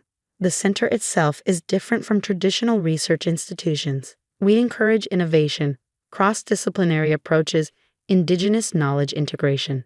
Every researcher is taught to look for solutions that already exist in nature, to follow the evidence even when it challenges convention. Thompson left Ocean Tech last month. His replacement has approached us about collaboration, though they call our technology by a different name now. It doesn't matter. What matters is that the oceans are healing. My father's photograph sits on my desk. Sometimes, late at night when reviewing satellite imagery of recovering ocean regions, I imagine telling him about all this. About how his death led to discoveries that are saving the very ecosystems he loved. About how sometimes the biggest breakthroughs come from the ideas everyone else rejects. The microorganisms we engineered are now deployed in all major ocean garbage patches. The restoration protocols we developed are taught in marine science programs worldwide. What was once dismissed as impractical and delusional has become the foundation of a new era in environmental restoration. Last month, a young marine biologist approached me with an unusual observation. Some of our microorganisms had developed the ability to break down previously resistant microplastics. Everyone says it's just an anomaly, she said nervously. But I think there's something more happening. Look deeper, I told her. Nature often solves problems before we even understand them. Her discovery is already helping us address the most persistent forms of ocean plastic pollution. The old guard still resists sometimes, Change is hard, especially for those who built careers on previous approaches. But the results speak for themselves. Every new satellite image shows expanding zones of recovery, blue spaces where there were once islands of garbage. Yesterday, I spoke at a marine science graduation. A student asked what it felt like to be escorted from Ocean Tech that foggy Wednesday morning. It felt like failure, I admitted. But sometimes, what looks like failure is actually the first step toward breakthrough. The important thing is to trust nature's wisdom, even when everyone tells you you're wrong. The battle for our oceans isn't over. There are still challenges to solve, still damaged ecosystems to heal. But we've changed the approach. We've learned to work with nature's own intelligence rather than imposing our limited solutions. And it all started with a fantasy project and the courage to see possibilities where others saw only obstacles.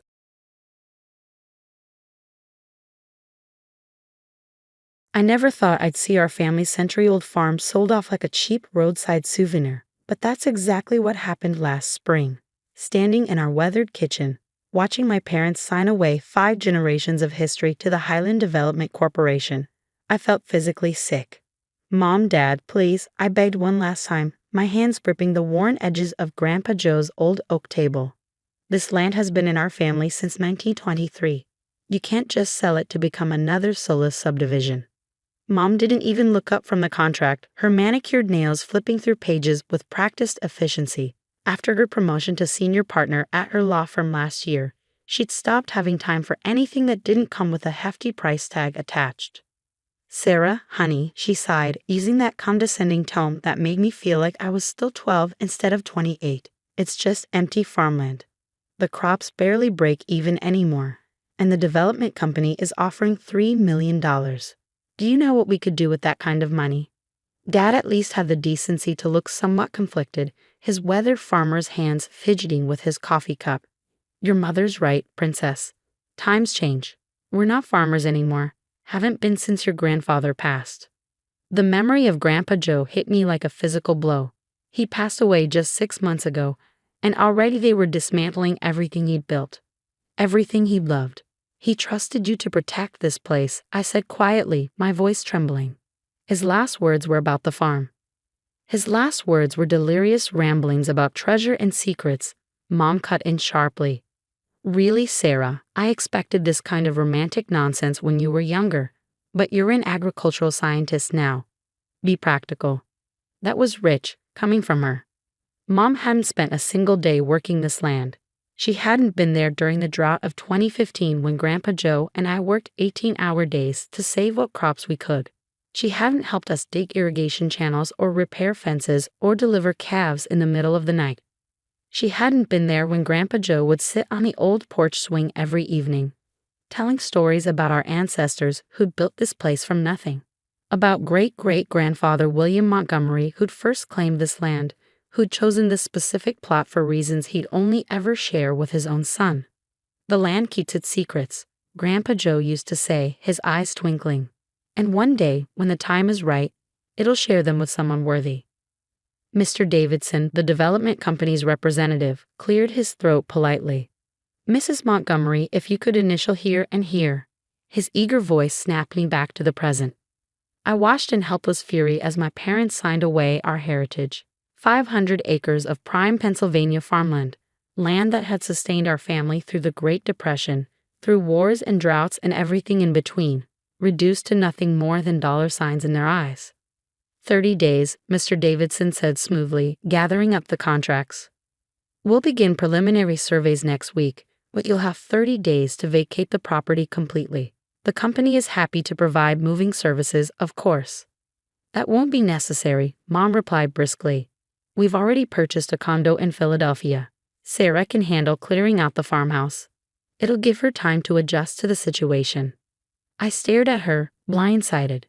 They'd already bought a condo. How long have they been planning this? "Of course," Dad added quickly, "you're welcome to come live with us, Princess. There's no need for you to stay at that little research facility. With your degrees, you could get a corporate job in the city." "I'm staying at the Agricultural Research Center." I cut him off. "My work on sustainable farming practices actually matters to people who care about the land." Mom's lips thinned with disapproval.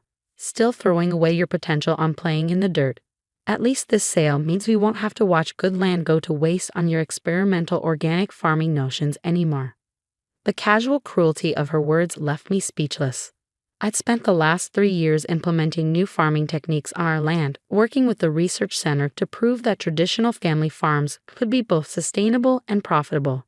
The test plots had just started showing promising results. But none of that mattered now. Not to them. Mr. Davidson stood, offering his hand to my parents. "Congratulations on the sale. Highland Development will transform this property into the most exclusive residential community in the county. The Montgomery Farm Estates will keep the name, of course, to honor the heritage." I couldn't take it anymore. Grabbing my jacket, I stormed out of the kitchen and into the crisp spring morning. The farm stretched out before me, morning mist still clinging to the fields where the first green shoots of this year's crops were just beginning to emerge. Near the old barn, a pair of red-tailed hawks circled lazily, the same mating pair that had nested on our property for the past decade. Soon their hunting grounds would be covered in concrete and asphalt, their ancient oak tree cut down to make way for some millionaire's McMansion. "Sarah, wait." Dad's voice called from behind me, but I kept walking, heading for the back fields where Grandpa Joe and I had spent so many hours working side by side. It was where he taught me everything he knew about farming, about respecting the land and its rhythms. The memories flooded back as I walked. I was 5 years old, sitting on his shoulders as he checked the irrigation lines. 10 years old, helping him mend fences and learning the property's boundaries. 15, driving the tractor for the first time, his patient voice guiding me through the gears. And just last year, 27 years old with a PhD in agricultural science, showing him the results of my organic farming trials. His eyes had lit up with pride as he'd examined the improved soil samples, the increased crop yields. "You see it, don't you?" He'd asked that day, his voice already weakened by the cancer that would take him just months later. "You understand what this land can do, what it can be?" I'd nodded, not realizing then that we were running out of time, that he was trying to tell me something important. A glint of metal caught my eye, pulling me from my memories. I was standing near the old stone wall that marked our property's southern boundary, and something was reflecting the morning sun. Bending down, I brushed aside some loose dirt to find a small brass key, old and green with age. My breath caught. I recognized it immediately. It was the key to Grandpa Joe's old study in the barn, the private space where he kept all his farm records and family documents, the room he'd specifically left to me in his will, though I hadn't been able to bring myself to go through it since his death. "The land keeps its secrets," his voice whispered in my memory, "until the time is right." Looking back toward the farmhouse, I could see the development company's sleek black SUV pulling away down our long gravel drive. My parents' car followed shortly after, heading toward their new city life without a backward glance. They'd given me 30 days to clear out generations of history, 30 days to say goodbye to everything I loved. But standing there with Grandpa Joe's key in my hand, watching the morning sun climb over fields that had sustained my family for 100 years, I felt something else stirring beneath my grief and anger. Hope. Grandpa Joe had never done anything without a reason. He'd never simply given up or taken the easy path. And in those final days, he tried to tell us something about the farm. Something my parents had dismissed as the ramblings of a dying man. But what if they were wrong? What if the land really did have secrets to share? And what if just maybe I had 30 days to discover them?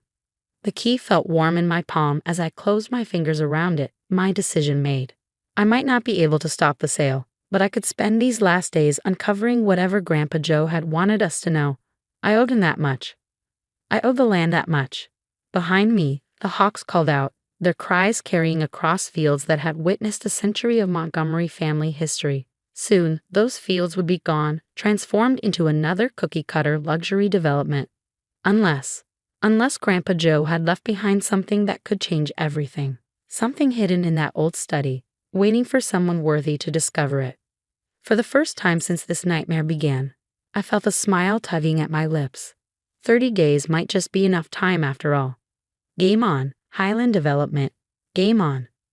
The old barn study smelled exactly like I remembered. A mixture of leather, paper, and the special pipe tobacco Grandpa Joe used to smoke. Standing in the doorway, key still warm in my hand, I felt his presence all around me. The afternoon sun filtered through dusty windows, illuminating dancing motes in the air and casting long shadows across his massive oak desk. I hadn't been in here since before his passing. The room looked frozen in time. Farming journals stacked neatly in one corner. His favorite leather chair still pulled away from the desk as if he'd just stepped out for a moment. A half-finished cup of coffee, long since dried up, sat next to a worn notebook. "Okay, Grandpa," I whispered, running my fingers along the desk's smooth surface. "What were you trying to tell us?" The study wasn't large, maybe 15 feet square, but every inch held purpose. Floor-to-ceiling bookshelves lined 3 walls, filled with agricultural references, family photo albums, and meticulously maintained farm records dating back decades. The 4th wall featured a large map of our property, yellowed with age but carefully preserved under glass. I started with the desk drawers, working methodically. The first 2 contained ordinary items, office supplies, more farming journals, equipment manuals. But the bottom drawer was locked. My hands trembled slightly as I tried the old brass key. It fit perfectly. Inside, I found a single leather-bound journal, its pages brittle with age. The inscription on the first page made my heart skip. "Property of William Montgomery, 1923. My great-great-grandfather's journal. The man who first claimed this land." I carefully turned the pages, his elegant handwriting bringing the past to life. After months of searching, I finally found it. The geological surveys confirm what the old tales suggested.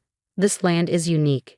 The mineral deposits alone would make a man wealthy, but that's not why I chose it. There are greater treasures here, things that must be protected. A sharp knock at the barn door made me jump. Through the study window, I could see a Highland development truck parked in our drive. Quickly tucking the journal into my bag, I headed downstairs. 2 men in corporate polo shirts were waiting, looking impatient. "Miss Montgomery?" The taller one stepped forward. "I'm Steve Randall, Chief Surveyor for Highland. We need to begin our preliminary work today." I straightened my spine, channeling Grandpa Joe's quiet strength. "The contract gives us 30 days before you can start any development work." "The contract gives you 30 days to vacate," he corrected smoothly. "We can begin surveys immediately. We have permits." He held up an official-looking document. My mother's signature was clearly visible at the bottom. She must have signed additional paperwork without telling me. "Fine," I said tightly, "but stay away from the old barn. We're still clearing out personal property." Steve's smile didn't reach his eyes. "Of course, we'll start with the back acreage." I watched them drive their equipment toward the fields, my mind racing. The journal in my bag felt like it was burning a hole through the fabric. I needed time to understand what great-great-grandfather William had discovered, what Grandpa Joe had been protecting all these years. Back in the study, I pulled out my laptop and began documenting everything while continuing to read the journal. Hours slipped by as William's story unfolded. He'd spent years researching the specific plot of land before claiming it, following historical records and geological surveys. There were detailed maps, coordinates, and references to something hidden beneath the property. But what really caught my attention were the soil samples. "The mineral composition is unlike anything I've seen," William wrote. "Preliminary tests suggest rare earth elements in concentrations that shouldn't be possible in this region. But there's something else, something the tests can't explain." My hands froze over the keyboard. Rare earth elements, those were crucial for modern technology. Everything from smartphones to electric cars needed them. And they were becoming increasingly scarce. A memory surfaced. Last year's soil samples from my agricultural studies. I'd noticed some unusual readings but had been focused on organic farming applications. I hadn't thought to test for mineral content. The sound of heavy machinery startled me from my research. Looking out the window, I saw several excavators moving into position near the backfields. They weren't just surveying, they were preparing to dig. My phone buzzed, a text from Mom. "Highlands Board is meeting next week to finalize construction plans. Don't interfere with their work. This is happening whether you like it or not." I started to reply, then stopped as another memory hit me. Last Christmas, Grandpa Joe insisting we watch an old documentary about mining rights and mineral laws. At the time, I thought he was just being nostalgic. Now I wondered if he'd been trying to tell us something else. Opening a new browser tab, I began researching Pennsylvania property laws. 3 hours and several legal databases later, I sat back, my mind reeling from the implications of what I discovered. The original deed to our property, filed by William Montgomery in 1923, included something called mineral rights in perpetuity. These rights were specifically excluded from any future sale of the surface property, meaning they still belonged to the Montgomery family trusts. If there really were valuable minerals under our land, Highland Development couldn't touch them without our permission. They couldn't even dig foundations without risking a lawsuit. But I needed proof. Hard scientific evidence of what lay beneath our fields. My hands shaking with excitement, I called Dr. Chen at the Agricultural Research Center. "Sarah," she answered on the first ring. "I heard about the farm. I'm so sorry. I need a favor," I said quickly. "Remember those unusual soil samples from last year's study? Can we run a full mineral analysis? I mean everything. Rare earth elements, heavy metals, the works." "That's expensive," she cautioned, "and it'll take time. I have some grant money left, and I only need a few days. Please, Dr. Chen, this is important." She sighed. "Bring them in tomorrow morning. I'll see what I can do." Next, I called Tom Harrison, my best friend from college who now worked as an environmental lawyer in Pittsburgh. "I need you to look at some property documents," I said without preamble, "specifically mineral rights from the 1920s. How fast can you get here?" "I can come tomorrow," he said, concern evident in his voice. "Sarah, what's going on?" "I think my great-great-grandfather left us something more valuable than just farmland, and I think Grandpa Joe spent his whole life protecting it."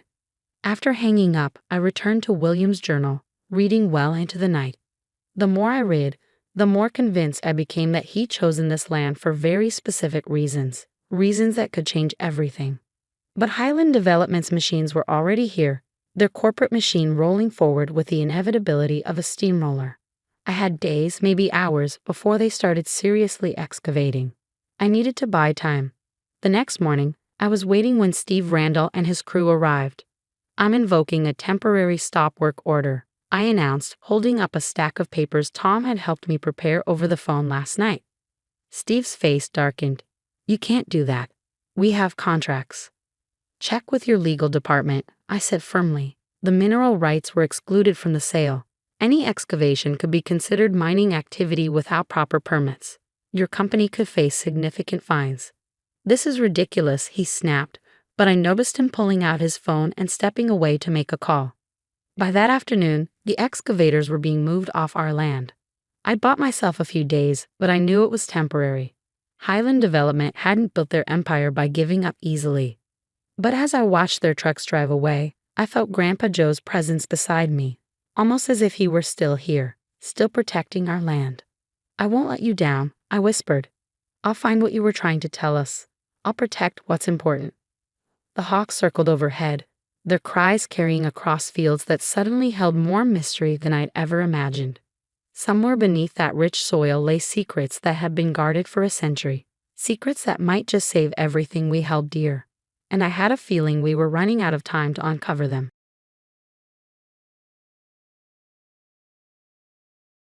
The crystal chandeliers of the Riverside Country Club cast an elegant glow over Boston's elite as they sipped champagne and traded gossip at the annual Sullivan Foundation Gala. I stood at the edge of the crowd, watching my father-in-law hold court among his admirers. "My name is Angela Chen Sullivan, and this is how I expose the dark truth behind America's most respected family. Another drink, Mrs. Sullivan?" A waiter appeared at my elbow with a fresh glass of champagne. "No, thank you. I needed a clear head tonight.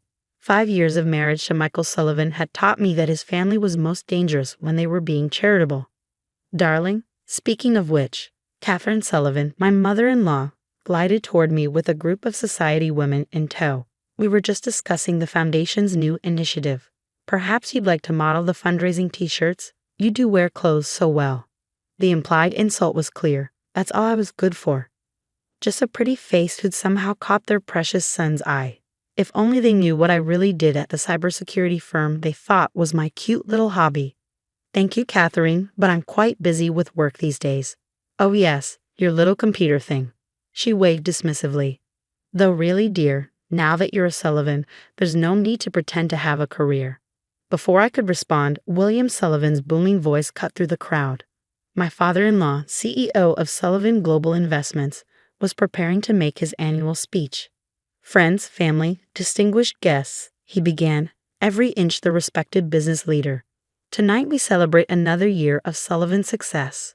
Our company has reached new heights, with over $2 billion in managed assets. The crowd applauded. I took a sip of water, remembering what I discovered in those managed assets just last week. And of course, William continued, his eyes finding me in the crowd. We celebrate family. Though some members, he paused for effect, contribute more than others. Polite laughter rippled through the room. Everyone knew what he meant.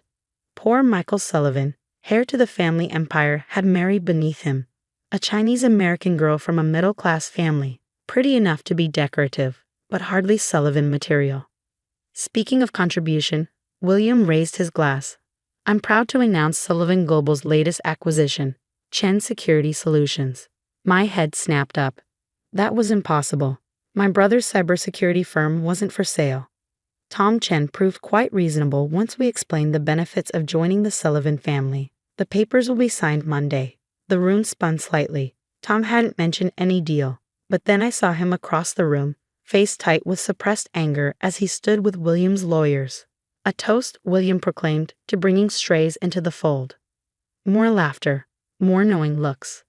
I felt Michael's hand slip into mine, squeezing gently. He knew what his father was doing, consolidating control over both his son's wife and her family's business. But William Sullivan didn't know what I knew. 3 days earlier, while running a standard security audit for Sullivan Global, I discovered something buried in their secure servers. Hidden accounts, falsified records, a massive web of financial fraud spanning decades. The acquisition of Chen Security Solutions wasn't about business, it was about silencing the one company that might expose their crimes. Angela, Tom appeared beside me, his voice low. We need to talk. Now. We slipped away to the club's garden terrace. In the fading evening light, my brother looked exhausted. They're blackmailing me, he said without preamble. They found out about Dad's old legal troubles in Singapore. Said they'd make sure he spent his retirement in prison unless I sold. Our father's legal troubles had been a misunderstanding, cleared up years ago. But the Sullivans were masters at twisting truth into weapons. The deal's not final, I said. We can still. There's more. Tom glanced around before continuing. Last week, our systems detected unusual patterns in Sullivan Global's accounts. I started dating, but then they came after Dad. Angela, I think they're running a massive fraud scheme, I finished. I know, I found it too. He blinked. How? Because, dear brother, while they think I'm just playing at having a career, I've been running CSS's International Cybersecurity Division for the past 3 years. Tom's eyes widened. Does Michael know that his trophy wife is actually a certified ethical hacker who specializes in exposing financial fraud? No, I've been waiting for the right moment. And now? I smiled, thinking of the evidence already safely backed up on secure servers. Now we have a choice to make. Back inside, William was still holding court, explaining how generously he'd deal with Chen Security's outdated management. Angela, darling, Catherine called out.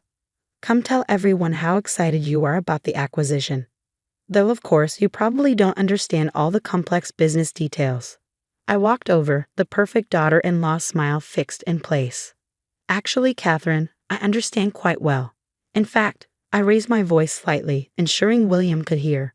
I was just discussing some interesting findings about Sullivan Global's server security. William's head turned sharply. What findings? Oh, just some routine audit results. I'm sure your tech team will want to review them. All those hidden folders, encrypted files, fascinating stuff. The color drained from William's face. Behind him, I saw one of his lawyers quickly pull out a phone. Perhaps, William said tightly, we should discuss this in private. Why? I thought family business should be transparent. Isn't that what you always say? Catherine laughed nervously. Dear, you're obviously confused. Why don't you? Conference room, William cut her off. Now, 10 minutes later, I sat across from William Sullivan in the club's wood-paneled conference room. Michael sat beside me while Tom stood by the door. Catherine paced nervously while 2 Sullivan Global lawyers watched with worried expressions. What exactly do you think you found? William's voice was dangerous. I opened my laptop, turning it to face him. Shall we start with the offshore accounts? Or maybe the falsified SEC filings? Or should we jump straight to the money laundering? This is absurd, Catherine sputtered. She's obviously making things up. Michael, control your wife. But Michael was staring at the screen, his finance training letting him understand exactly what he was seeing. Dad, is this true? It's nothing, William said smoothly. Complex financial structures that a simple programmer wouldn't understand. Simple programmer? I laughed. Try Chief Security Officer of Chen Security Solutions, the company you're trying to acquire to bury evidence of your crimes. Crimes? Catherine's voice rose. William, what is she talking about? Would you like me to explain, Mother? I turned to her. How about starting with what really happened to the Davidson family's inheritance?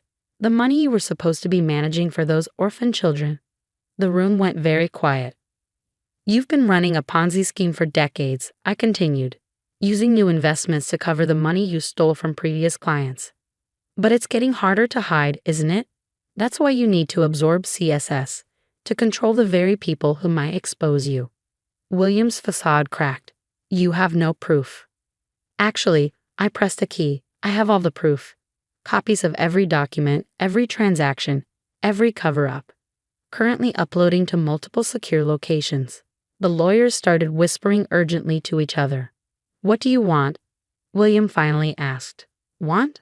I don't want anything. But in about, I checked my watch, 30 seconds, the SEC's fraud division will receive an anonymous tip with enough evidence to start an investigation. And this time, you won't be able to bury it. You destroy this family? Catherine demanded. After everything we've given you? Given me? I stood up slowly. You've spent 5 years treating me like a brainless trophy, using my family's business as a pawn in your games, all while stealing from widows and orphans. You didn't give me anything except a front-row seat to your corruption. My phone buzzed, confirmation that the SEC upload was complete. Now, I smiled at my in-laws. Shall we discuss what happens next? The next 48 hours transformed Boston's financial landscape forever. The headlines were relentless. Sewell Evangel Bail Investiments under federal investigation. $1 billion PWNZICEM XPOZD Society Families Empire built on FRAD. I sat in the FBI's Boston field office, watching William Sullivan's carefully crafted world crumble on every news channel. The evidence is extraordinary, Special Agent Sarah Martinez said, spreading documents across the conference table. 3 decades of systematic fraud, all documented in perfect detail. Your software didn't miss anything. That's what it was designed for, I replied, thinking of the years spent perfecting CSS's fraud detection algorithms, though I never expected to use it on my own family. Michael sat beside me, still processing how thoroughly his father had deceived everyone. He hadn't spoken to his parents since that night at the country club, when William had tried to bribe me into silence with $100 million. You really think that's all it would take? I had asked him. Money? After what you've done to all those families? Now, watching the FBI's evidence teams carting away boxes from Sullivan Global's offices, I remembered Catherine's final words before they took her away. You've destroyed everything we built. No, I had corrected her. You destroyed it yourselves. I just exposed the truth. The scope of the Sullivans' crimes was staggering. Over 30 years, they had stolen more than $2 billion from their clients, using new investments to pay off earlier victims while pocketing hundreds of millions for themselves. The Davidson Children's Trust Fund was just the tip of the iceberg. There were dozens of similar cases: elderly retirees, widowed spouses, charitable foundations. The Sullivans had stolen from them all, counting on their sterling reputation to deflect suspicion. Mrs. Sullivan Chen. Agent Martinez's voice pulled me back to the present. There's something else you should see. She slid a file across the table. Inside were surveillance photos of meetings between William Sullivan and members of Boston's organized crime families. The money laundering wasn't just about hiding their fraud, she explained. They were cleaning cash for some very dangerous people. Michael's face hardened. That's why they pushed so hard to acquire CSS. They knew your security systems might detect the criminal connections. Exactly. I squeezed his hand. I'm so sorry, Michael. I know this isn't easy. He managed a small smile. My wife, the secret cyber vigilant. When were you going to tell me? I tried several times, but your mother always interrupted with some comment about how a proper Sullivan wife shouldn't worry her pretty head about business. The memory of Catherine's condescension triggered another thought. The foundation gala, all those charities they claimed to support. Was any of that real? Agent Martinez shook her head. The Sullivan Foundation was their biggest scam. Less than 10% of donations actually went to charity. The rest was funneled through shell companies back to their personal accounts. My phone buzzed. A message from Tom. You need to see this. Mom and Dad's house now. At our parents' modest suburban home, Tom was waiting with his laptop. Remember how the Sullivans threatened to revive Dad's old legal troubles in Singapore? I nodded. Well, I did some digging. Guess who was really behind those troubles 20 years ago? The evidence was clear. William Sullivan had orchestrated the entire incident, creating legal problems for our father and then helping to resolve them. He'd been laying groundwork for decades, collecting leverage over potential threats. He was playing the long game, Tom said. Probably started watching us as soon as you and Michael got serious. But he never watched closely enough, I replied. He was so convinced I was just a trophy wife that he never bothered to check what I was really doing at CSS. The next few weeks were a blur of federal investigations, asset seizures, and family drama. The Sullivan empire was dismantled piece by piece. Their mansions, yachts, and art collections were seized. Their social standing evaporated as Boston's elite rushed to distance themselves from the scandal. The victims began coming forward. I sat through dozens of interviews, hearing stories of lives destroyed by the Sullivans' greed. The Davidson children, now adults, had grown up in poverty while William and Catherine lived in luxury on their stolen inheritance. But it was the smaller betrayals that cut deepest. At the emergency board meeting of Sullivan Global, we discovered that even the company's legitimate employees had been victimized. The Sullivans had been stealing from their pension fund for years. Michael threw himself into making things right. As the only Sullivan not implicated in the crimes, he worked with federal authorities to help recover assets and compensate victims. The guilt of his family's actions drove him to work 18-hour days, determined to salvage something positive from the wreckage. 3 months after their arrests, I sat across from Catherine in the federal detention center. She had requested the meeting, though I couldn't imagine why. You must be very pleased with yourself, she said bitterly. You've destroyed a dynasty. You destroyed it yourselves, I replied calmly. I just chose not to be complicit. We gave you everything, status, wealth, a place in society. And this is how you repay us. I leaned forward. You gave me nothing but contempt and condescension. You saw me as a pretty ornament for your son, too stupid to understand your complex business dealings. That was your mistake. Our mistake was letting Michael marry beneath his station. No, your mistake was believing that status and wealth matter more than integrity. That's why you never saw me coming. You were so busy looking down on me that you didn't notice I was looking right through you. As I stood to leave, she called after me. He'll never forgive you for this. A wife doesn't betray her family. I turned back. You're right. A wife doesn't betray her family. That's why I stopped you from destroying mine. 1 year later. Michael and I stood in the newly renovated offices of Chen Sullivan Securities. The company combined CSS's cybersecurity expertise with the legitimate remains of Sullivan Global, creating something new from the ashes of scandal. The Davidson children attended the opening ceremony. They were helping us establish a foundation, a real one this time, to help victims of financial fraud. The eldest, Sarah, now worked in our legal department. You know what's ironic?